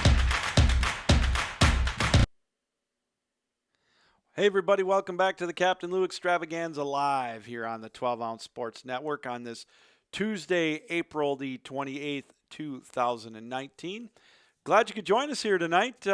We roll along here talking a little sports with you, trying to create that diversion, if you will, with what's going on in our world. Hope everybody is staying safe, practicing the social distancing. We're getting there. I can see the light, maybe a little bit of shimmer or a glimmer of hope at the end of the tunnel as we get through this, as some of our sporting leagues are talking about potential startup times for their seasons and finishing dates and whatnot. A lot of variables still out there. We're going to talk more about that in our second hour of the show. And also tomorrow afternoon, we'll talk about that. We're going to be on tomorrow, 1 o'clock Eastern time, live on the 12-Ounce Sports Network with another edition of the Captain Lou Extravaganza. Won't be outside, as it looks like we're going to have at least a day and a half or so of soaking rain, but we're going to shoot for Friday afternoon, back out in the veranda, a little outdoor Captain Lou Extravaganza. Just try to get out and enjoy some of that sunshine, just to get out of the house, as I know we're all getting cooped up with what's going on in our world with the with this coronavirus. But let's switch our gears a little bit. Talk a little bit about the NFL draft. Again, we had such a great time this past weekend, Thursday and Friday here on the network with the draft, and yours truly and Logan Ward and Todd Corder were able to we brought you round one live here on the network. And again, that was an absolute blast. It stretched out about 4.5, a little over 4 hours, but you know, it was well worth it in my opinion. It was indeed a lot of fun. So as far as the draft goes, you know, there were a few head scratchers, but I have to give credit. First off, my hat's off to the Miami Dolphins. You know, they pulled the wool over everybody's eyes. They made it look like they were looking to trade up. They played their cards beautifully, and they were able to get the quarterback that they wanted. And they got Tua Tagovailoa with that 5th pick of the draft. Now, we knew the first couple of picks were going to be chalk unless something crazy happened. Joe Burrow, he's going to possibly start right away. I think a lot of it, what's going to make or break that, let's see what the schedule's like when it comes out. Now, the schedule's supposed to come out, I believe, next Thursday. And so if we have a show a week from Friday, we'll dive into it. If not, we'll definitely dive into it on our Tuesday show after that. I'm sure we'll do both. But anyways, if Cincinnati has a quote-unquote weaker opponent, you could see Joe Burrow possibly starting week 1. There's no doubt that's why he was drafted. We'll see if he's ready. Now, there's going to be a lot of variables that go with it. And again, a lot of it, too, is going to be dependent on when the season starts, what kind of an off season that these guys are going to have. But he's definitely going to be starting next year. Now, and again, is he a generational talent? That's up in the air, along with everybody in this draft, obviously. But I think that Joe Burrow, I'm not sold yet if he's going to be the second coming of Peyton Manning or Tom Brady or Drew Brees or whatever. But he's got a good shot at it. My biggest worry about him is the organization that he's with. Yes, I know Cincinnati won some over the years, but when it came to the playoffs, they didn't. But it's not like he's going to Cleveland. So, anyways, Chase Young going to the Redskins, that was pretty much a given. I think the Redskins defensively are going to be better. I think they've got a way to go offensively. I'm not totally sold on their quarterback tandem or their running game for that matter. I know they did pick up a running back in the next couple of rounds to go with Adrian Peterson, but I'm still not 100% sold on the Redskins. The Lions, this is where everybody thought, and I'll admit, this is where I was thinking maybe we could see a little movement in the draft. But alas, there wasn't a trade for the third pick. Wasn't really a trade until Tampa Bay swapped their pick around pick 13. So Detroit got who I was hoping they would get, and that was be Jeffrey Okudah, the cornerback out of Ohio State. I think he's a day one starter if everything goes normal, somewhat normal, and everything goes true to plan. He's the shutdown corner that Detroit traded away in big play Slay. Now, is he going to have that kind of impact from day one? I'm not sure, but I think he's going to be there sooner rather than later. I think it definitely was something Detroit needed, and I said it last week on the show and previous shows. This is a quarterback league and a cornerback league because you got to have shutdown corners now to be good on the defensive side of the ball. You've got to be able to rush the quarterback and defend the pass. Those are the two main things right now on the defensive side of the ball. And Detroit didn't have either one of them. But with Okudah, I think with a shutdown corner, I really believe that's a step in the right direction for the Lions. The Lions got some talent on the offensive side of the ball. And I think that it's put up or shut up time for Matt Patricia. I think that I thought that Bob Quinn had a very good draft with the Lions, getting Swift in the second round, getting a pair of offensive guards that I think have a very good chance of making an impact, at least one of them, in the draft. So I think Detroit had an A- draft, B+ draft, and I think that it is going to improve them. Now, we'll see if it comes to fruition with the division that they're playing in, that, of course, with Chicago and Green Bay and Minnesota. But, it's a step in the right direction. New York, obviously, with Thomas, they needed an offensive lineman. I thought at first they were going to go after Simmons from Clemson, the outside linebacker. But I could see the pick. I could see him going offensive tackle. I was a little surprised with Thomas. I thought I had him pegged to go further down in the draft, but it's still a solid pick. And he's going to step right in and start. And so not 100% surprised by the Giants going offensive tackle.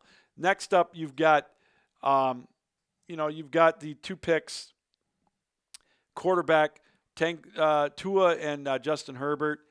I think great fits for both teams. And again, the beauty of this is they don't have to start right away. Fitzpatrick can get it going for a few weeks, and Tyrod Taylor for the Chargers can hold down the fort, if you will, for a few weeks as well. So at the start of the draft, I think they're both great picks for both teams. And I think, again, are they going to be generational quarterbacks? I'm not sold on that yet. I like the size of Herbert. And Tua, I saw the virtual pro day that he had, and he looked solid. Obviously the biggest concern with him is going to be injuries, and if he can overcome them, and I'm fairly confident he can adapt to the NFL style. And what I mean by that is, I heard an interview with Nick Saban, and he said the thing that he has to do is not try to make every play. He's got to be a little smarter with that, and I think he'll learn that either before he starts playing or after he gets nailed the first time. And once he does that, I think he picks up on that. I think he could be very good for the Dolphins. I think the Dolphins, not because they had a ton of picks, I just thought they just had a great draft. Getting Austin Jackson from USC at defensive or at offensive tackle, and then the trade they made with Green Bay, which is for them is great. They got that cornerback out of Auburn, Igbinoghene. I've been trying to pronounce his name for 5 days. I haven't been able to do it. Great draft for Miami. Fantastic draft. I think they did great. Then you go down the list. The first one that surprised me a little bit was Simmons going to Clemson. Brown going to Auburn. That's exactly what Carolina needed. Losing Kuechly and a couple others on the inside, they needed inside defensive help in a bad way, and I think they accomplished it for sure. Now, Simmons, it was a surprise.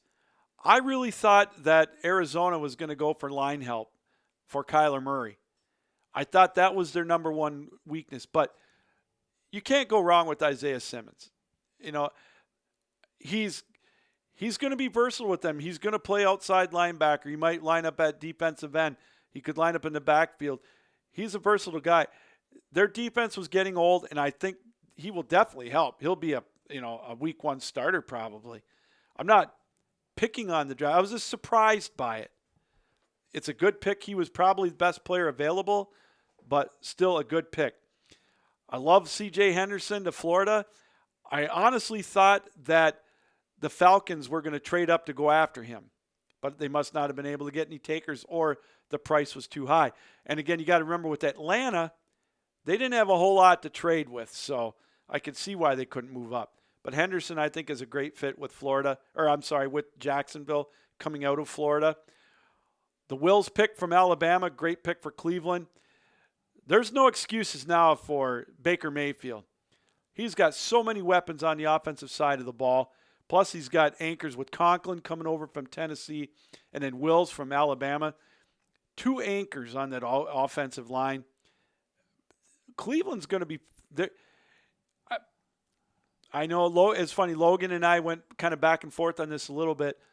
I'm excited to watch them. I think they're overhyped 100% because they haven't done anything. It's kind of like Michael Jordan talking smack about the Pistons in that 91 Eastern Conference final. Hey, you can talk all you want. Win first and then talk. And I think this is the same thing with the Browns. Everybody's, they're on Hard Knocks and they got all that pub. Win before, do something before you start talking. It's put up or shut up time for them. They're loaded with talent. We're going to see how good Baker is. And I think they've got the potential to make some noise in that division. I honestly think they could be the second best team. There's no way they're as good as Baltimore. I think Baltimore's loaded. And I think Baltimore, you talk about a team that had a fantastic draft. Oh, my Lord. They had a huge draft. I think, Dobbins may not have been my first choice at running back, but I thought he's going to be a good fit for them. And the Ravens getting Patrick Queen at inside linebacker. Wow. Again, that's monster right there. I was very impressed with that. You go down the list, Tampa Bay switching with San Francisco. Both teams got what I think they wanted. Wirfs is a great fit with Tampa. You talk about a team that drafted what they had to get, and that's what they did, getting an offensive tackle. I love the pick. I've watched him play.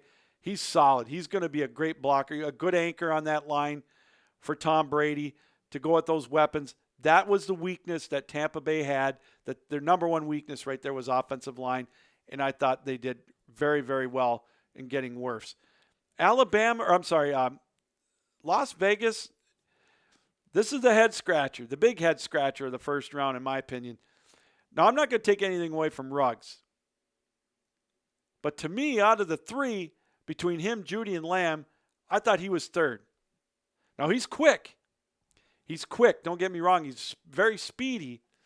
But I don't know. I don't know if I'd classify him to be as good as Judy and Lamb. Kinlaw going to San Francisco, it's a need that they need. I don't have a problem with that pick. And I thought San Francisco did quite well. They got Ayuk at 25. So, that's a good solid pick for them. And Dallas, what can you say about Dallas? Now their offense, there's no excuse for Dak Prescott either. Or Dak Prescott, I'm sorry. No excuse for Dak now. You talk about put up or shut up time. It's put up or shut up time for Dak right now, because he should come in and sign that tender. And this team, he's got all kinds of weapons, obviously. Losing Randall Cobb and getting CeeDee Lamb, you talk about falling in your lap right there. I love that pick for Dallas. I was surprised because I thought they'd go defense, but how can you go wrong with that? And I thought they did well with the rest of their draft. So, again, it's put up or shut up time for Logan Ward's team, the Dallas Cowboys. And, again, getting Arnett for the Raiders at 19 was kind of a head-scratcher as well. I think you could have got him in the third round. So let's fast forward as we're getting close to the top of the hour, and we will talk to we're going to have Tyler Marcotte joining us via our Captain Lou Zoom here in about 5 minutes. Green Bay at trading up to get Jordan Love. Now, I've had a chance to digest it for about 5 days, and I still don't know if I'm sold on it. I don't think I am. I mean, Aaron Rodgers is going to be around. He says he wants to play till he's 40. Maybe he's only got a couple of years left. We're never going to know how he really feels about it. And is he going to learn from when Brett Favre, from the treatment that Favre gave him when he got drafted? It's eerily similar. Now, again, Jordan Love, the beauty for him is he's not ready to start, I don't think. And he is not going to have to unless Rodgers gets a catastrophic injury. And then if he does, then who knows after that? Then maybe he might get pressed into it. So I don't know. That's the very intriguing part of the draft that I'm waiting to find out when Love is going to play. Now, there's two ways to think on this. Are they getting him because, in 2021, they're going to go to 17 games. You're going to need two solid quarterbacks. The Eagles, I think, were thinking that as well in their second-round pick. Hard to say. And the Packers not drafting a wide receiver in probably one of the most loaded wide receiver drafts to me is also mind-boggling. So, anyways, we're going to take a break. We're going to step aside. When we come back, Tyler Marcotte will join us, and we'll talk some NHL with our NHL insider, Tyler Marcotte. You are watching the Captain Lou Extravaganza here on the 12-Ounce Sports Network. Nothing makes us happier at Lexington Law than when our clients cancel our services. Listen to this client call and see what we mean. Lexington Law Firm, this is Erin. I would like to cancel my account. I'm sorry to hear that. No, don't be. Actually, you guys have done tremendous work for me, and I was working with you for several years now. And my goal was to get a mortgage written by the end of this year, and I just got that mortgage commitment. That is wonderful. My credit went from like 440 working with you guys to 700. Nice. And I got a very good 4.25% 30-year fixed rate mortgage. I have nothing at all bad to say. If you ever want me to write a testimonial, well, I will. As a matter of fact, I've recommended you to a lot of friends. Lexington Law has served over 500,000 clients, taking expert action on their credit that has led to the removal of millions of questionable negative items from their credit reports. Call now and learn more about how Lexington Law may be able to help you in the removal of negative items from your credit report, such as collections, late payments, charge-offs, and many others. Call Lexington Law today. Esports are here to stay. Go to jazzsports.ag, log into your account, and look for our new esports section on the top of your screen. Browse through all the different available matches and watch them live with our exclusive esports betting platform. Get instant access to game results, pending and graded bet reports, outright bet types, and upcoming match schedules, all at the easy reach of your fingertips. Jazz Sports puts you in the game.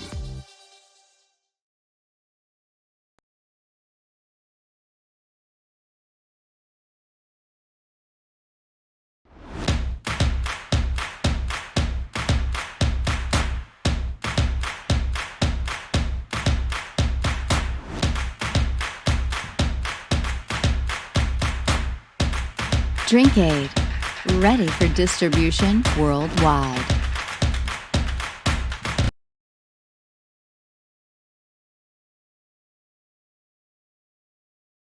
There we go. Welcome back here to the Captain Lou Extravaganza here on the 12-Ounce Sports Network.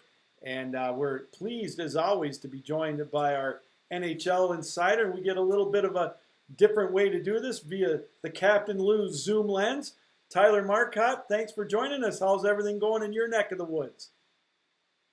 Hey, Lou, it's good to be back on, and it's going good. Just wrapped up the draft last weekend, and that's a huge event for us, and now we're just cruising on with the rest of the offseason. So. Boy, we'll let's get to the NHL in a second, but obviously it's been different. It was different for everybody this year with the NFL draft, and virtual, doing it from the coaches and the GMs, their houses and whatnot. Just crazy times right now, huh?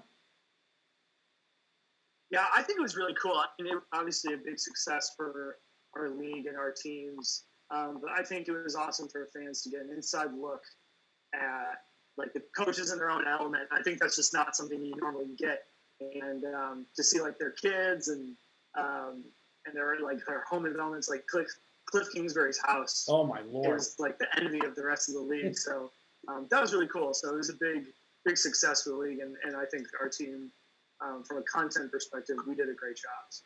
Well, I agree, and it's funny because my wife said, "What kind of house would you like?" And I said, "Cliff Kingsbury's house would be all right with me." Right. But I got a feeling I'd have to be working for Coca-Cola till I'm 100 to get that, and I wouldn't be able to enjoy it. Well, let's get to the task at hand and the NHL. They're like everybody else. We're kind of in a holding pattern. I saw something come out where they are talking about maybe pushing the start of next year to December to try to get maybe this season in.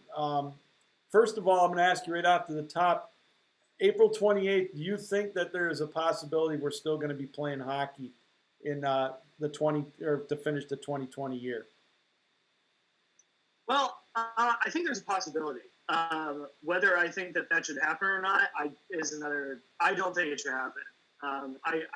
We talked a couple weeks ago. Yeah. And I'm still going to hold true. I think that there's just too much risk involved, and I feel like for these teams to jump back right into playing very soon, and I understand, you want to get in the season, you want to name a Stanley Cup champion, or for the NBA, you want to name a champion, you want to get in the playoffs, but I just don't see that happening until I've seen some things saying okay, we'll start in July, right? Okay, well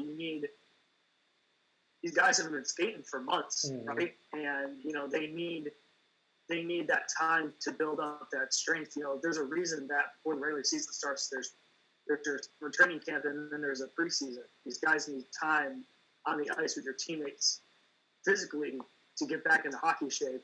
And I feel like if you said, okay, we're going to start in July, well, when are the actual games going to start? Is that June? Or, when are you going to start training? Is that June, or are the games going to start in July, or are you going to start training in July? I think then at that point, your season's not over till October, and then you only give these guys, a month off.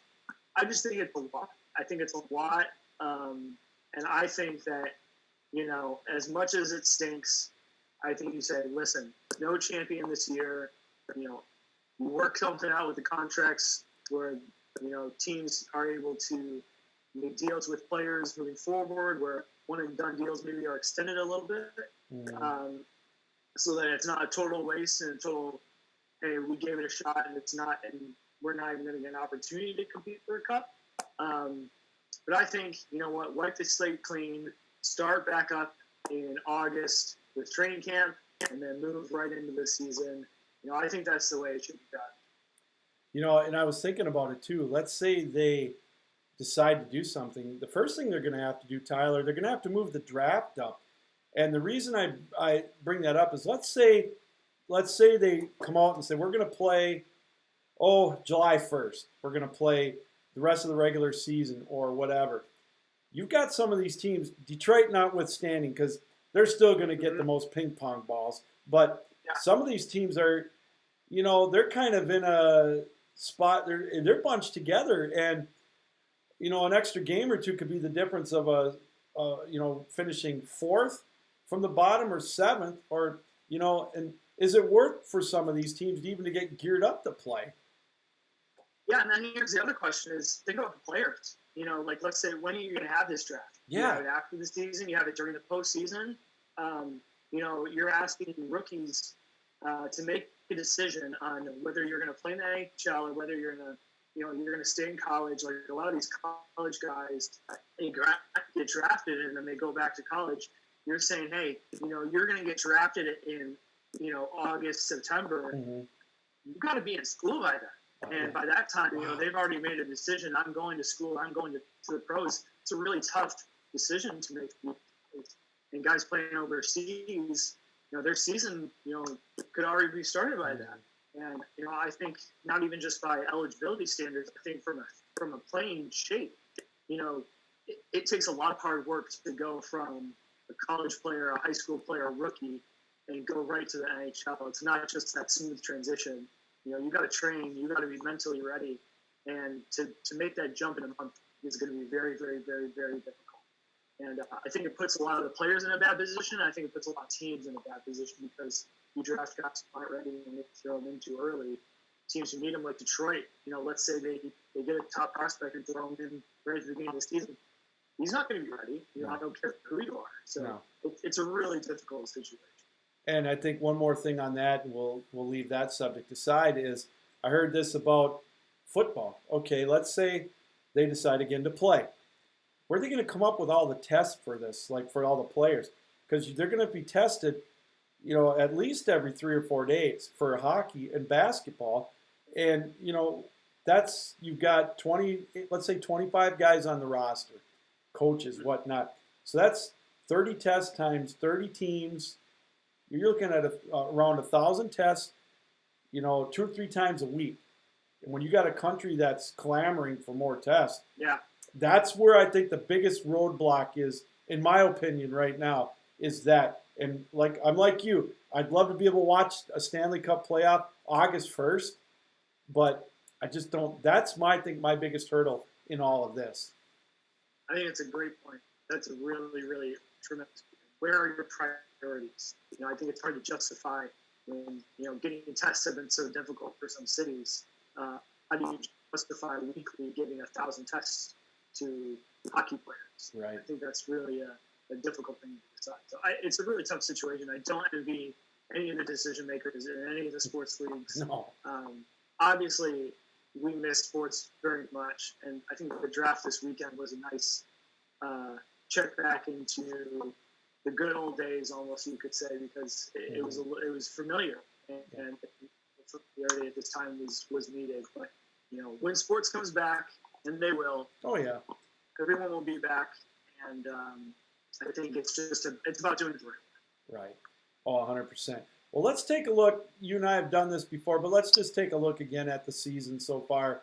You know, in the NHL, and you know, we talk about some of the teams that have had the great years, and you look at Boston, you look at Washington right up there, and of course your Penguins, Tyler.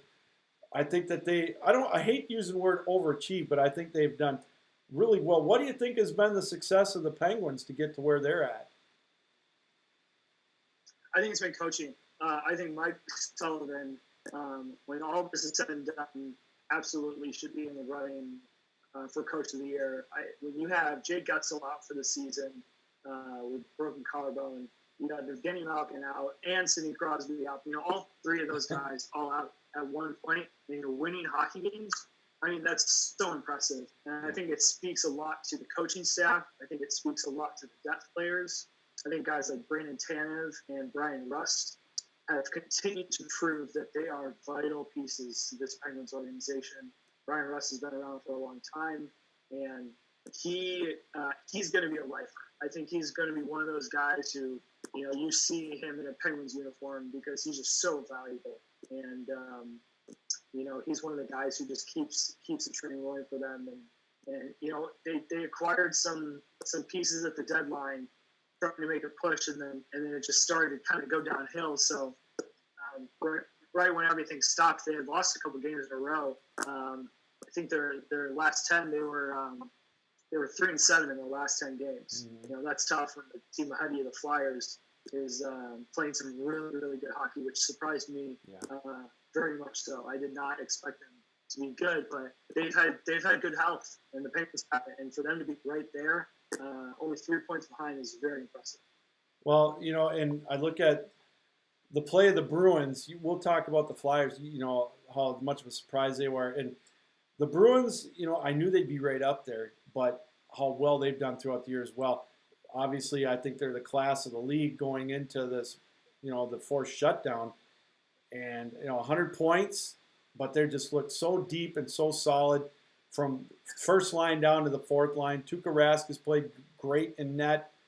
Boy, I tell you, they're going to be tough to stop if they do pick this season back up. Yeah, I mean, I think right at the beginning of the year, you knew that they were going to be awesome. Like you said, they had just come off a cup final appearance. They were, you know, toe-to-toe with the Stanley Cup champion Blues. I think that David Pastrnak is one of the most underappreciated hockey players in the last decade. I think that the reason he's so underappreciated is because the team is so good. And I think he's surrounded by a lot of good pieces, but as an individual hockey player, fantastic. It's really a shame that he does not get the credit that he deserves for really being the centerpiece of the Boston Bruins organization, because you have a guy like Chara and Patrice Bergeron and Brad Marchand. Those guys have been there forever since their Stanley Cup, I think, in 2011.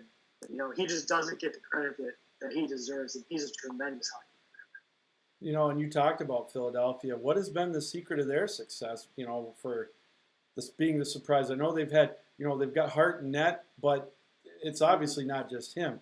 And I think that they have been the surprise, if you ask me, in the Eastern Conference, if not the whole league. Yeah, I was worried about their depth. You know, I remember when you and I talked at the beginning of the year, it was, what's your concerns with this team? And for me, it was, I wasn't sure how they were going to put the puck in the net. And Travis Konecny has had a fantastic year. And he's really done a great job leading the team to 61 points. You know, I think that they have really good young talent, and the veterans are playing good enough. And I still don't know that I love the Kevin Hayes deal. I think it's a lot of money for a guy who's you know, not a superstar. He's a -6 on the year, and I think they're paying a lot of money. He's got to be a pretty good two-way hockey player. I mean, you're not paying Kevin Hayes a lot of money to score goals. He's a solid hockey player all the way through and through, but they're just playing good hockey. And I think when you're a team like that, Alain Vigneault has been playing very good hockey, had them playing very good hockey, and then Hart is he's a stud. He's going to be he's going to be like Carey Price, where you talk about him for the best goaltender. Well, when other people talk about Carey Price as the best goaltender in the National Hockey League, you know, he's going to be right in their conversation for the next thing. Speaking of Carey Price, we talked last time you and I were on the air, how he was voted the best goalie, and I'm thinking, ridiculous. What are we missing here? I mean, ridiculous. I don't get it. No, not to hold a bias, but I think that Marc-Andre Fleury not being above him is a travesty. 100%. Absolute travesty. I mean, one of the best hockey goaltenders in the league. Went to 3 Stanley Cups, 4 Stanley Cup finals, won 3 Stanley Cups. You know, he was the kind of guy who later in his career you could rely on. I think there was a time in the middle of his first cup and the second cup where he was a little unreliable in the playoffs, but just a stud. But he was washed up, remember, when he went to Vegas? Yeah, of course, yeah. And now he's back to being a great goaltender. And I know that he didn't have a tremendous season this year, but Vegas and themselves have not had a tremendous season. They've struggled on the back end, even though they're leading their division. I think that the Pacific is an incredibly weak division. Oh, 100%. I think all of the West is very. You know how I feel about the West. Yeah. I think it's two completely different leagues, and they're not even in the same game. I know the Blues won the Cup last year, but I think the East is a far superior conference. I've never understood the Carey Price conversation. I haven't. I think that he's a fine goaltender, but to say that he's been the best goalie for the last decade, I really don't agree. Boy, I don't either. That one dumbfounded me as well. Now you talk about the Western Conference, and I'm with you 100%. You know, Nashville probably, in my opinion, one of the biggest disappointments in the league, and they started to get hot, and they were when they went to with this break, they were in the last wild card spot, I think, and that tells you they haven't played good all year, and it's so far down right now. When you've got Vancouver, who's in a playoff spotter right there, and with all due respect to Vancouver, you know, I'm sorry, it's just you're right, night and day. Well, I think for me, it's the depth. Like I look at the teams in the East. I look at Carolina, and I look at the Rangers, and even the Islanders, and I think the Rangers are a good hockey team. I said it in the beginning of the season. I think they're going to be a good hockey team, and I think they're right there. You know, if they jump back, they're only 2 points out of a playoff spot. I still believe that they're a very good hockey team, and then but I look in the Central, especially. I think Dallas has had a fine season, but I don't think that they're an incredible hockey team. I look at Calgary. I don't think they're an incredible hockey team. And then you know how I feel about the Oilers. I think it takes more than 2 players to make a good hockey team, even if those players are playing like the 2 best players in the league. And then you get in the wild card, and there's not many teams below Nashville, Winnipeg that I look and I go, wow, those teams could really make a run. I can say the opposite in the East. I look at Carolina and Columbus, even who's having a surprising year. The Islanders, the Rangers, any of those teams gets in, they're going to be scary teams. I just don't see that in the West. Oh, and you look at going back to the East, you look at Toronto. They could be out if they resume play. They're right on the edge of getting knocked out with that talent. And you talk about, every year it seems like they underachieve because they can't get past the first round. They got a coaching change now. You can't use that as an excuse anymore. How can they be on the fringe of being on the outside looking in? They should be leading that division or damn close, and they're fighting for their playoff lives here with a dozen games to go. Well, you and I kind of talked about it a little bit at the beginning of the year. The biggest issue, and I know that people in Toronto say it's the defensive depth. It's the lack of a premier right ring defender. It's it's the depth on the 4th and 3rd line. I think it's the culture. Yeah. I think the culture in Toronto is not urgent enough. And I'll give you a great example. I heard you talking about it earlier. Chicago Blackhawks starting their team president. Yeah. That is a team that has won 3 Stanley Cups in the last decade. They're the 4th most valuable franchise in all of the National Hockey League, and it's just not good enough the way that they're playing now. Yeah. And they need to make a change. And that was surprising, and he did a lot of good for that city. But when your team is not succeeding and you're not seeing the output and you're not seeing the growth, you need to make a change. And there's got to be some sort of serious dedication to success. And I don't see that from Toronto. I think that they feel like they can skate out there with the best players in the league and beat you on talent alone. Not intentionally quoting Miracle Ice, but you're not good enough to win on talent alone. Nobody in the National Hockey League is good enough to win on talent alone. You have to be better skaters who have to be more disciplined, you have to be more mature, and I just don't see maturity from the Toronto Maple Leafs organization. I just don't get it. You look at you would think, and because I don't know what else Shanahan could do with that team to get a team put together as well as they are. But you're right; it's amazing. That is such a great point. They're not mature enough, and kind of like the Red Wings were maybe in '94, right when they were really good. They won the President's Cup, I think, and got beat by San Jose before they went to the finals the year after that. But that was 1 year. You're right. Toronto can't even get out of their own way, and it's just mind-boggling with the Maple Leafs. Now, you brought up Connor McDavid. There's another one we talked about when they had that poll of one of the best players voted on by the players that they would pay to watch. With all that is out there, Sidney Crosby, some of the other guys, Eichel, just, and then some from the past few years. I was a little surprised by that. Yeah, he's a good hockey player. I think he's exciting to watch. I think that people like him because the goals that he makes, they're not just, Sidney Crosby, say what you want about him. I still think he's, you and I have talked about it. He's a top five, one of the top five greatest players in the history of the league. Connor McDavid scores some fun goals. Mm-hmm. He manipulates the puck better than anybody I think that I've ever seen since Mario Lemieux. I think that his next step as a hockey player is how can you now lead your team? Mm-hmm. Because I think that was a step that Alexander Ovechkin took. It was, hey, he's one of the greatest goal scorers in the history of the league, but he could never get that captaincy and stick it. And it was never, he's a great leader. Now people think of Alexander Ovechkin, great goal scorer, tremendously. And I think it's time for Connor to take that next step. And that's why I always will think that Sidney Crosby is the best hockey player in the league, in the world right now. He's a great leader. He's won on every single stage. He's one of the best two-way players in the game.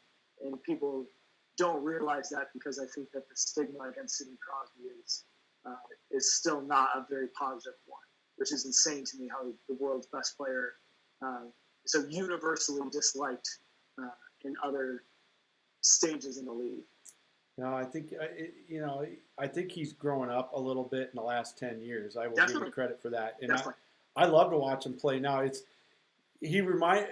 my comparison to him is like Larry Bird. When I first started watching him, I hated him because but as he's grown, and I've grown to like him a lot, and same with Sidney Crosby. I want to ask you something. We were watching a replay of the Red Wings, their 0-2 team in the finals against Carolina, and I was asked what I thought was the best Wings team winning all the cups.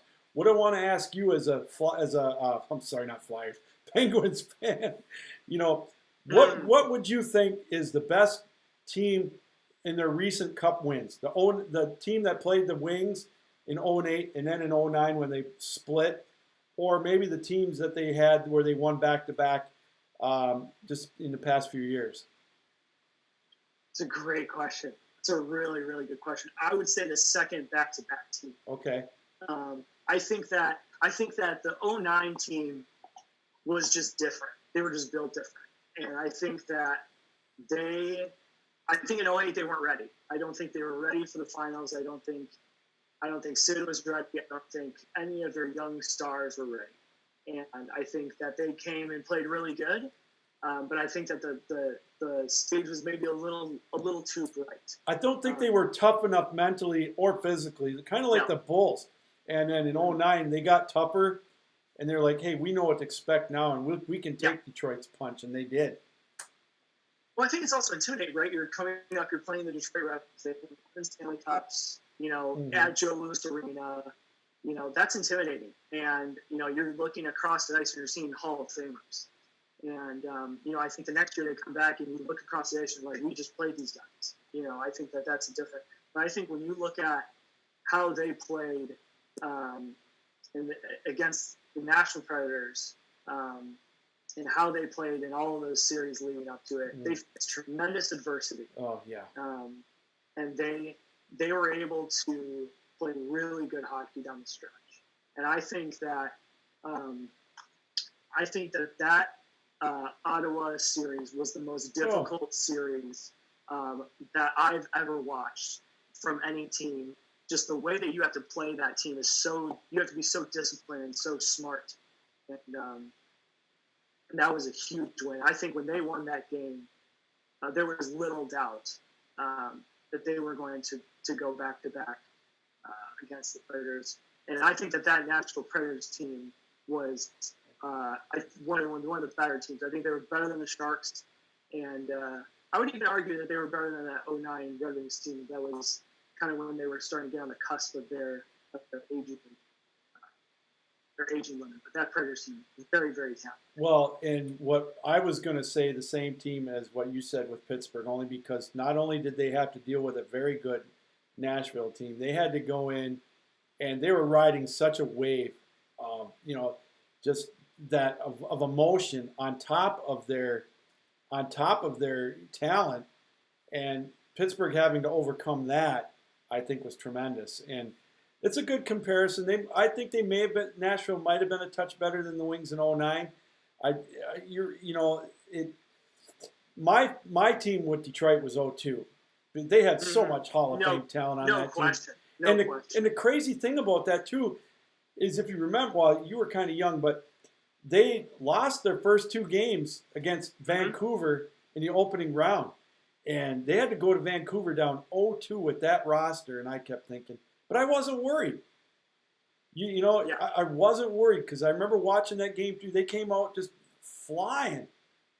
But, that 0-2 team and the 17 team for Pittsburgh, I thought were very similar. And they both played with that edge.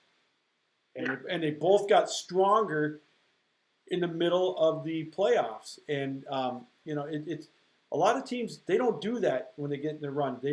They got stronger from round to round, and it really showed with Pittsburgh, I thought. Well, I think another thing, to go back to the Detroit team, you talk about the players and you talk about the guys on that team and the coach, the greatest coach in NHL history behind the bench. Mm-hmm. I think that the most impressive feat of that championship is being in Colorado, because at that time, they had just come off the Stanley Cup in 2001.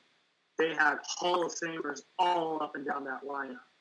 And to beat them, if I remember correctly, was that the conference finals that they took down Colorado? Yeah. Or was that the second round? No, it was conference finals. When that rivalry was at its peak, that was one of the best teams, one of the best series in NHL history, those teams going at it. Yeah, so that's interesting. I always like to get an opinion on that. You get teams that have runs like Pittsburgh's had, and they're not done. And that's kind of the cool thing for you, is they're not done.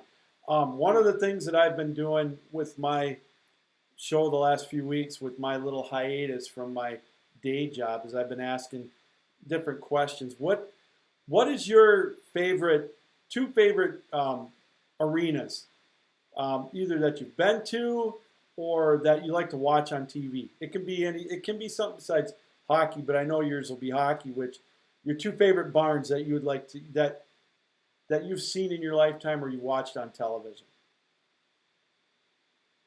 I think that it would be nearly sacrilegious to say anything other than Joe Louis Arena.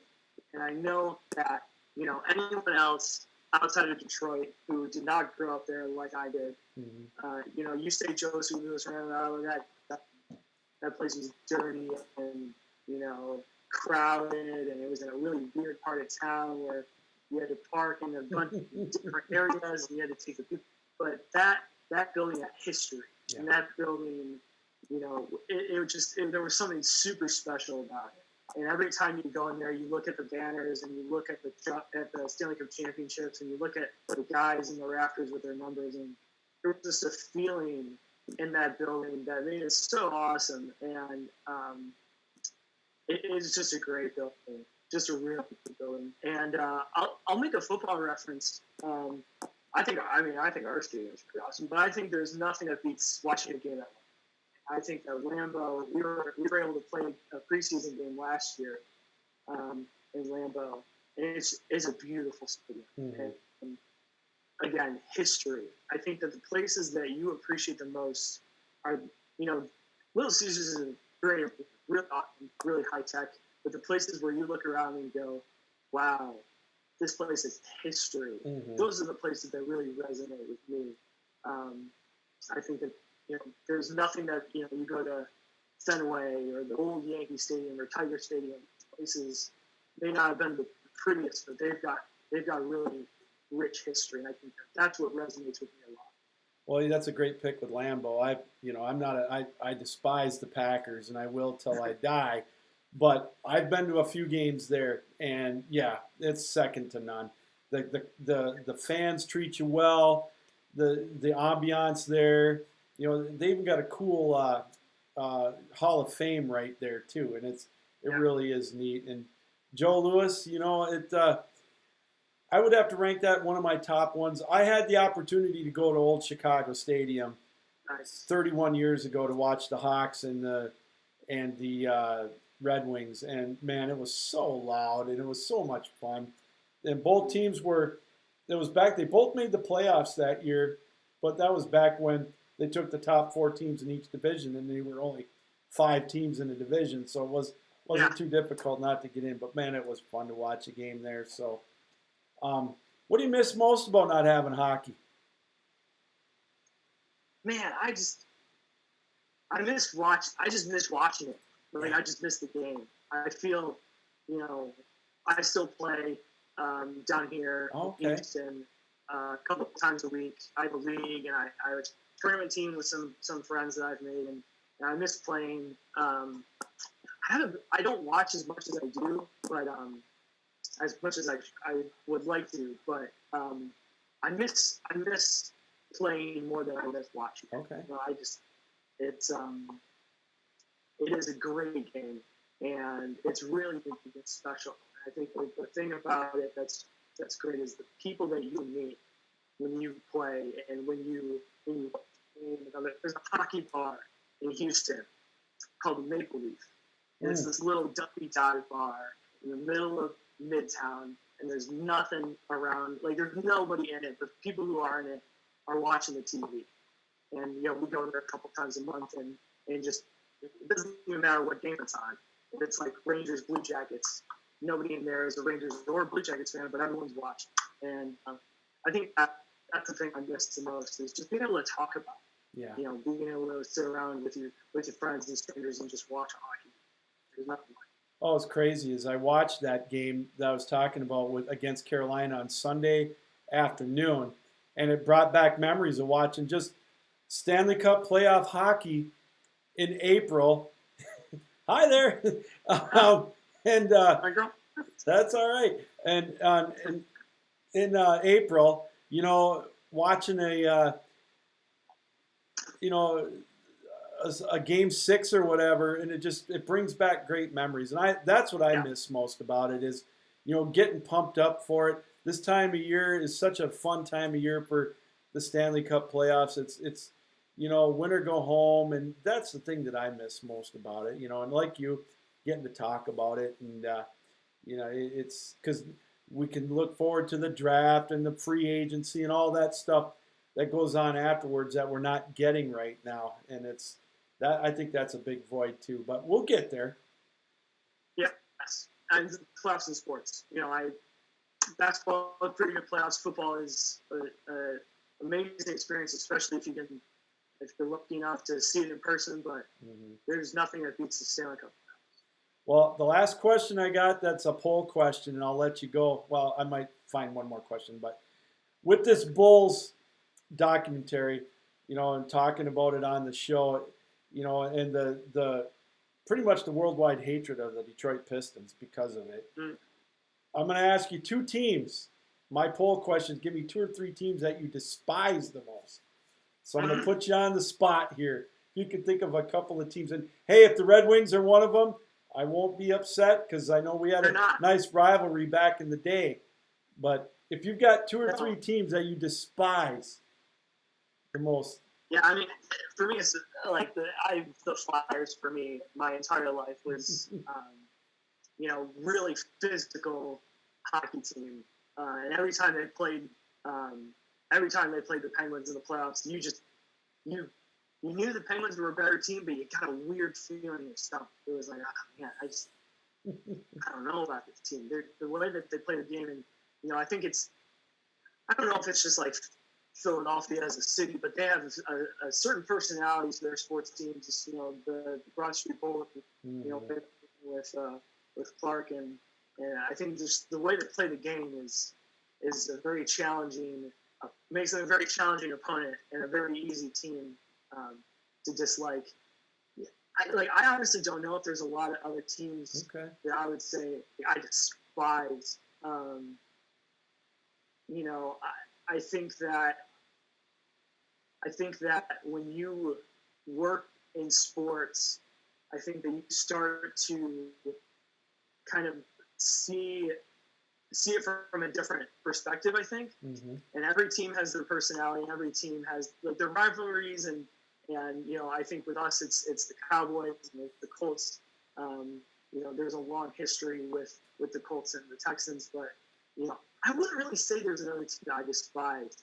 Just something about the Flyers, and the Red Wings were the team that I grew up watching, the team that I have been to the most hockey games at Joe Louis Arena and at Little Caesars Arena. So I do have a love for the Red Wings, and it's only when they play the Penguins is when I get a little defensive. Well, hey, that works for me. Tyler, I appreciate you coming on tonight. This has been an absolute treat again. We'll get you on in about a month or so. We'll figure out some more things to talk about because we can't go without talking hockey for more than 4 weeks, man. We got to think of something. So no. Take it easy down there. Stay safe, my man. And again, thanks for joining us here tonight. Yeah, you as well. Good to see you. Tell the wife I say hello. Certainly will. Thank you. Tyler Marcotte joining us here on the show. We're going to take a break, and we'll be right back here on the Captain Lou Extravaganza Live. You're on the 12-Ounce Sports Network. Nothing makes us happier at Lexington Law than when our clients cancel our services. Listen to this client call and see what we mean.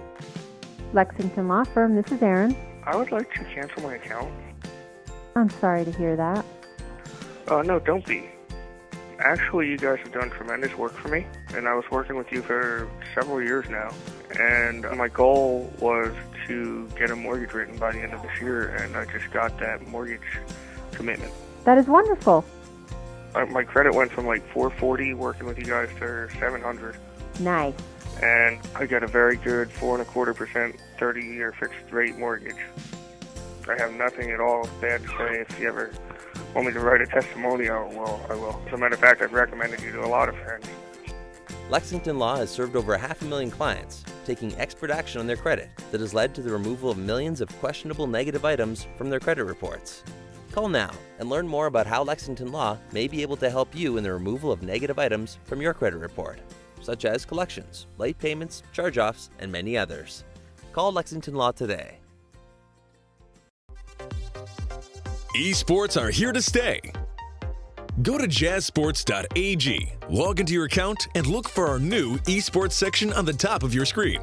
Browse through all the different available matches and watch them live with our exclusive esports betting platform. Get instant access to game results, pending and graded bet reports, outright bet types, and upcoming match schedules, all at the easy reach of your fingertips.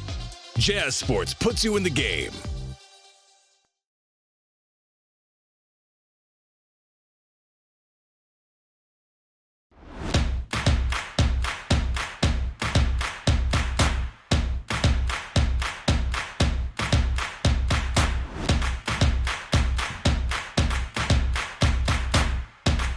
DrinkAid, ready for distribution worldwide.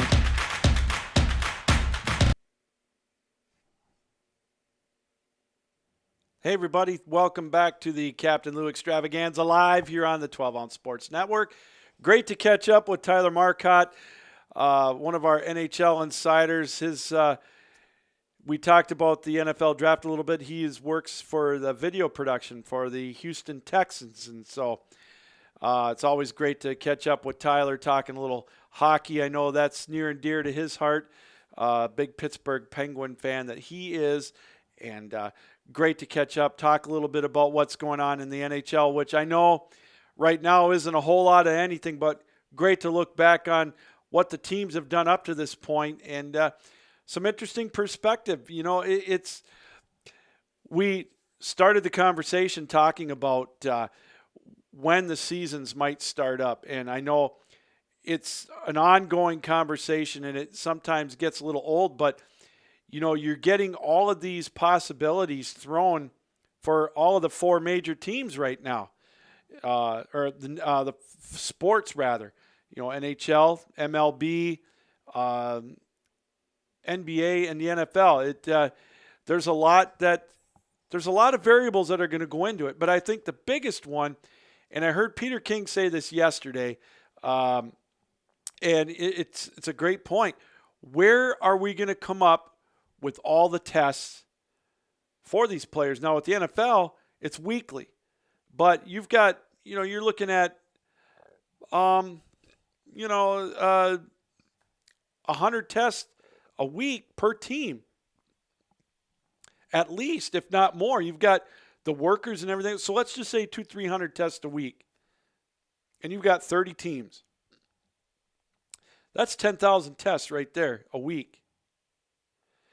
And, you know, with the country clamoring for the testing and to be able to get it done quicker and smoother and get the results back to get our country back, that's my biggest roadblock, in my opinion.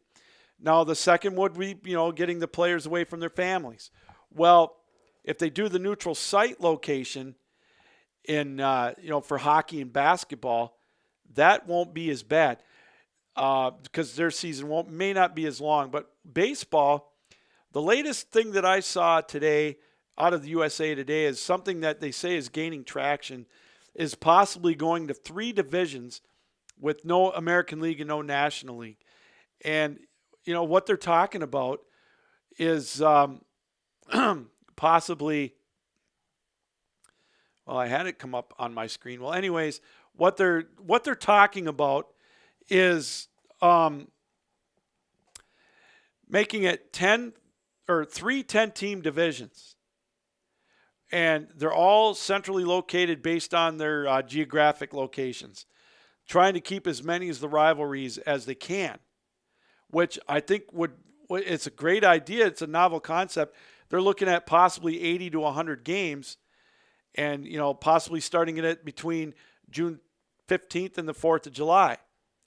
Now, I've said many times on the show since this all started, you know, a month and a half ago, if they're going to get a season in, it can't start any later than the 4th of July. I think with the history of the game being, you know, the so-called halfway point of what may go on as far as the NFL, or I'm sorry, the MLB, that would be the time to start it. And they would play it into probably late November with some neutral site games for the playoffs and then the World Series in December. Now, the next sport again is hockey. I read where they're talking about the possibility of the 2021 season not starting until December and eliminating the All-Star game, the bye weeks, you know, all of that, and running the season into July. That, to me, is a lot more feasible. And I tend to agree with what Tyler Marcotte said earlier about just chucking the season. Yes, you know, my heart of hearts, I'd love to see it played out, or at least maybe have a half a dozen games or whatever, and then go into the playoffs. But just from a safety perspective and logistics, again, I go back to the testing. How are they going to look, number one, if they've got access to the tens of thousands, if not hundreds of thousands of tests that are going to be needed in that 3-month span? And then again, the second point, are these players going to be ready? And is it going to be enough downtime in between seasons? You know, these guys, a lot of them, like Tyler said, they haven't skated. A lot of them are overseas. What is going to be the logistics of getting them back? Are the travel bans going to be the same in Canada as they are in the United States? And you've got cities like Toronto and Calgary which are not allowing any public gatherings until July 1st, as of right now. Is that going to be enough for them to be able to do that? And now another thing that you got to look, and he brought up a great point that I didn't even think of when it came to the draft. Not only from a logistics standpoint of who's going to have the most ping pong balls, how is the draft order going to be, determined? Will, teams want to play, risk losing their spot in the draft, this and that. But from a player standpoint, a great point was brought up by Tyler about, say if they have the draft August 1st or August 10th. Do these kids decide to play or go back to college? And they've got to decide like right away, because school starts back up if they have it, and hockey season starts, practice starts for these kids the end of August. These colleges, they play their first games first weekend in October. Some of them right at the end of September. So there's a logistics standpoint in that regard. Say if somebody's drafted from the University of Michigan or Maine or wherever, North Dakota, and they get drafted in the first round by the Red Wings or the Senators or whatever, and that draft is August 10th. They've got 2 weeks to decide. Such a life-changing thing. What is the logistics behind that? Are they going to be able to do that? And that's a huge question. And I think that gets lost in all this. And it was a great point. At the NBA, they're going to push their draft back up to at least probably August 1st. But with the playoffs, how is that going to affect the draft order? A lot of variables into this. And, we're not even talking about college sports. I heard something today, and it was a great point with the colleges. The major colleges, the Power 5 conferences, they can get by on just probably the TV money, having no fans in the stands. So they can postpone the season until October 15th or whatever, or maybe even start it in September and play without fans. The TV money is going to be astronomical. It always is. So they've got that to fall back on. But what about these other smaller schools? The Division II schools, the Division IIIs, the NAIAs, whatever. They really rely on the fans, the income, the fans, the admissions and whatnot. These teams aren't going to be able to. They're not going to be able to function playing with no fans in the stands. I just can't see how that'll work for them. They're not getting any revenue from it. They're going to get hit. And again, the colleges, I know they're pushing for possibly opening up for July 1st or August 1st for training camp opening up so they can get in and do workouts and whatnot. My question is, if the colleges aren't going to be open for the students, if it's not safe for them, why is it all of a sudden safe for the athletes? That's the part that makes me wonder on that too. How is that going to be safe? Now, I've heard and I've got from sources that are saying that Michigan State and Wayne State, they've got their plan in place for online classes for the fall. So that tells me right there's a very strong possibility that those schools aren't going to open up until January for students. So what is the possibility of college sports being played in the fall? Then you've got these other sports, hockey, volleyball, are they going to open up for just the athletes? There's a lot to take into consideration on that, and there's so many variables. Believe me, I'm the eternal optimist. I would love to see sports back. But that's not the country's first priority right now. There's so many things they're talking about. Pro football starting in October, going and playing through the end of February. College football maybe playing in the spring. How feasible is that going to be? And then taking the summer off and then playing in the fall. I know these are some strange times. And it just, again, the logistics of it. Are we going to be able to do it? Are we going to be able to have that year?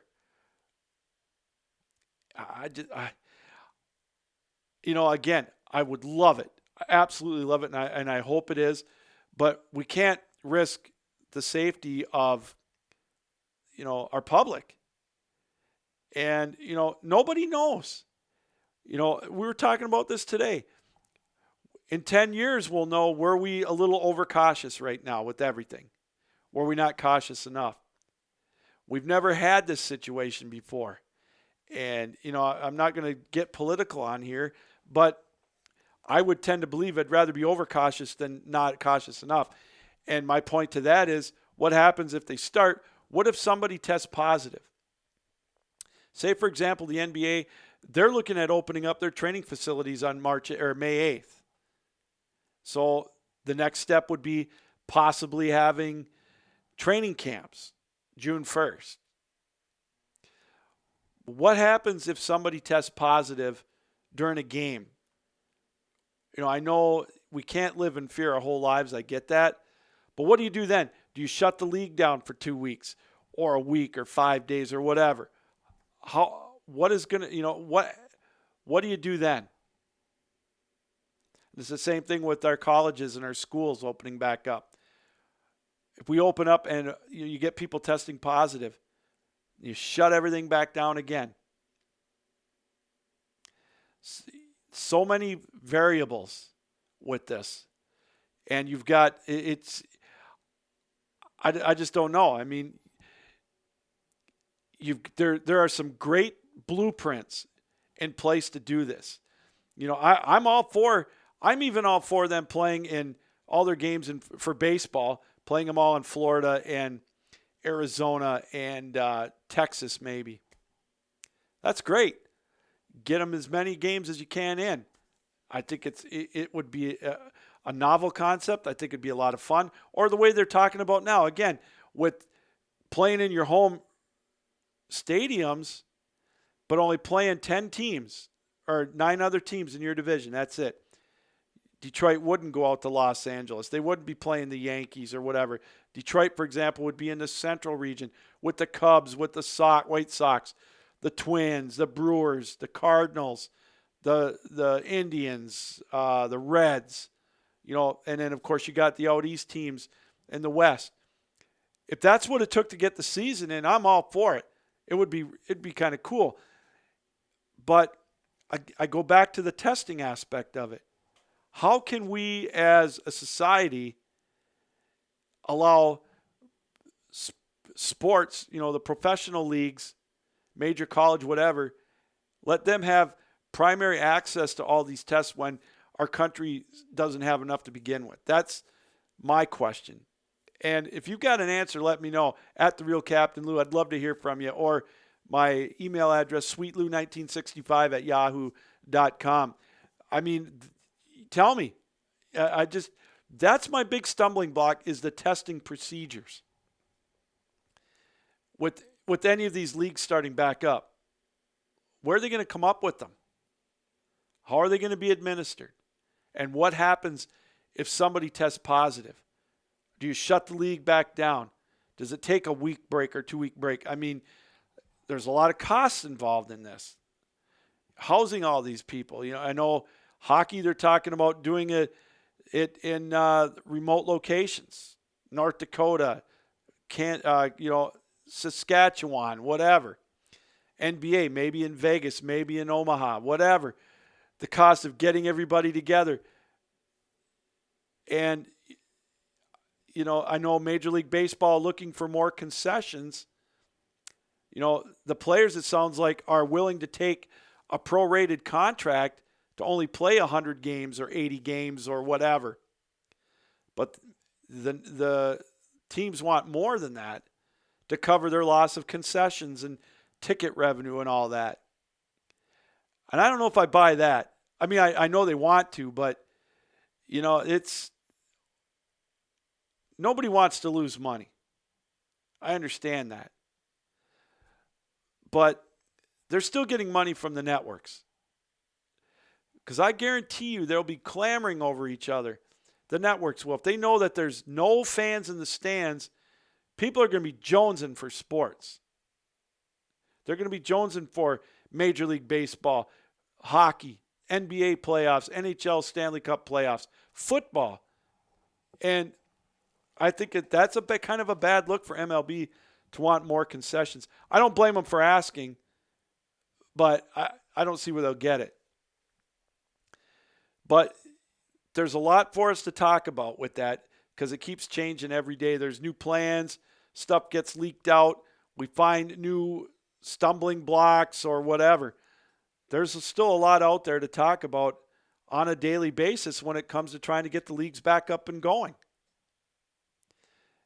And I just think that the stumbling blocks right now are outweighing the possibility of them playing. And it is heartbreaking.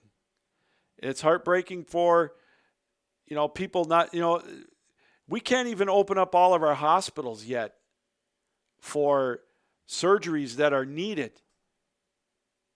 Emergency surgeries here in Michigan, for example. So if you can't open up all the hospitals to get the proper testing and whatnot, how can it be justified to opening up the arenas? And taking that risk.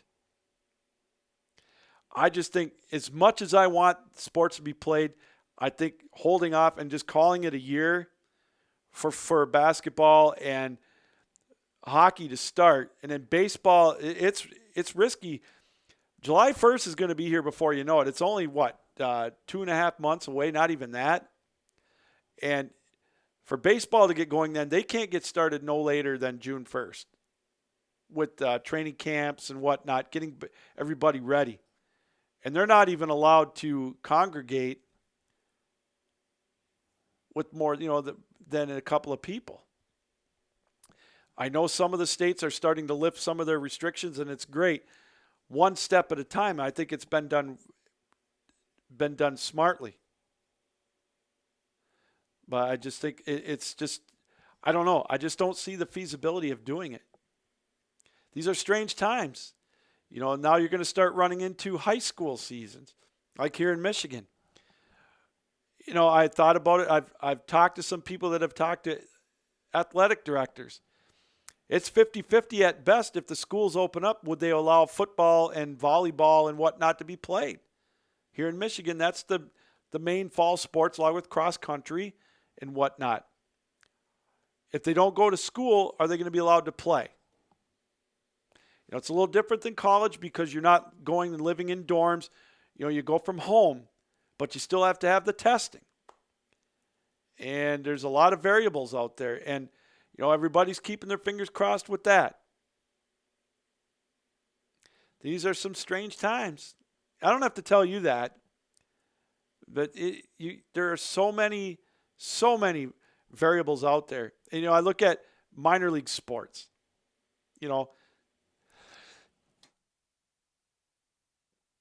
Oh, pardon me. I thought I had a sneeze coming. I beg your pardon on that.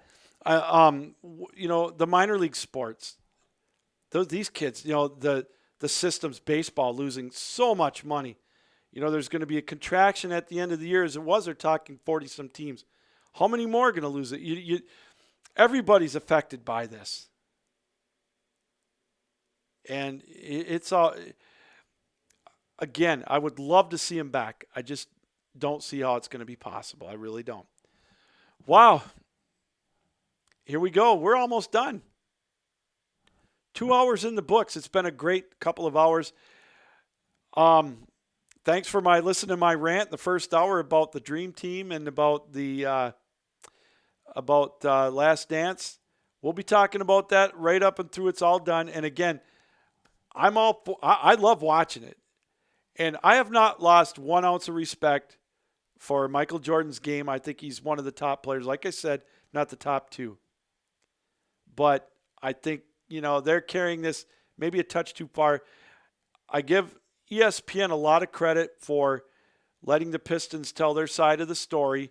I know not a lot of people in the world outside of Detroit and whatnot believe it, but that's their problem. And just leave this, I'm going to leave you this thought again. What Michael Jordan called Isaiah Thomas at the end of that when he called him an a-hole, that just tells you one thing. Isaiah's still in his head. Mission accomplished. Detroit won 2 world championships, and he had a winning record against Michael, and the competitive person that Michael Jordan is, will be till the day he dies, hates that fact that he's got a winning record against Isaiah does against him in anything, and he beat him 3 out of 4 series, and he hates that. It's not the handshake, and it probably isn't even the freeze out of the All-Star game. That's the fact right there. The competitive man that Michael Jordan is, for Isaiah to have the edge on him, that haunts him. He hates it. That's why he hates Isaiah and the Pistons. So no matter what he says, they're still in his head, and I love it. It's bringing back the rivalry. I posted on my Facebook page. We're going to talk about it all week on my show and on my Twitter handle at @TheRealCaptainLou. The 2 or 3 teams that you despise the most. The leader in the clubhouse right now are the Packers and the Bulls and the Yankees. We'll go through all of them individually starting tomorrow and throughout the week. It's been a lot of fun, and this is what we do this for entertainment and for fun. Hey, everybody, thanks for joining us tonight. Special thanks to Tyler Marcotte for being part of the show again, talking NHL, and we want to thank you for jumping on and watching us. Hey, everybody, this reminder, keep your heads up, keep your sticks down, keep your feet moving, and as always, keep your minds open. Good night, everybody. Thanks for joining us. We'll see you tomorrow at 1 o'clock here on the Captain Lou Extravaganza on the 12 Ounce Sports Network. So long.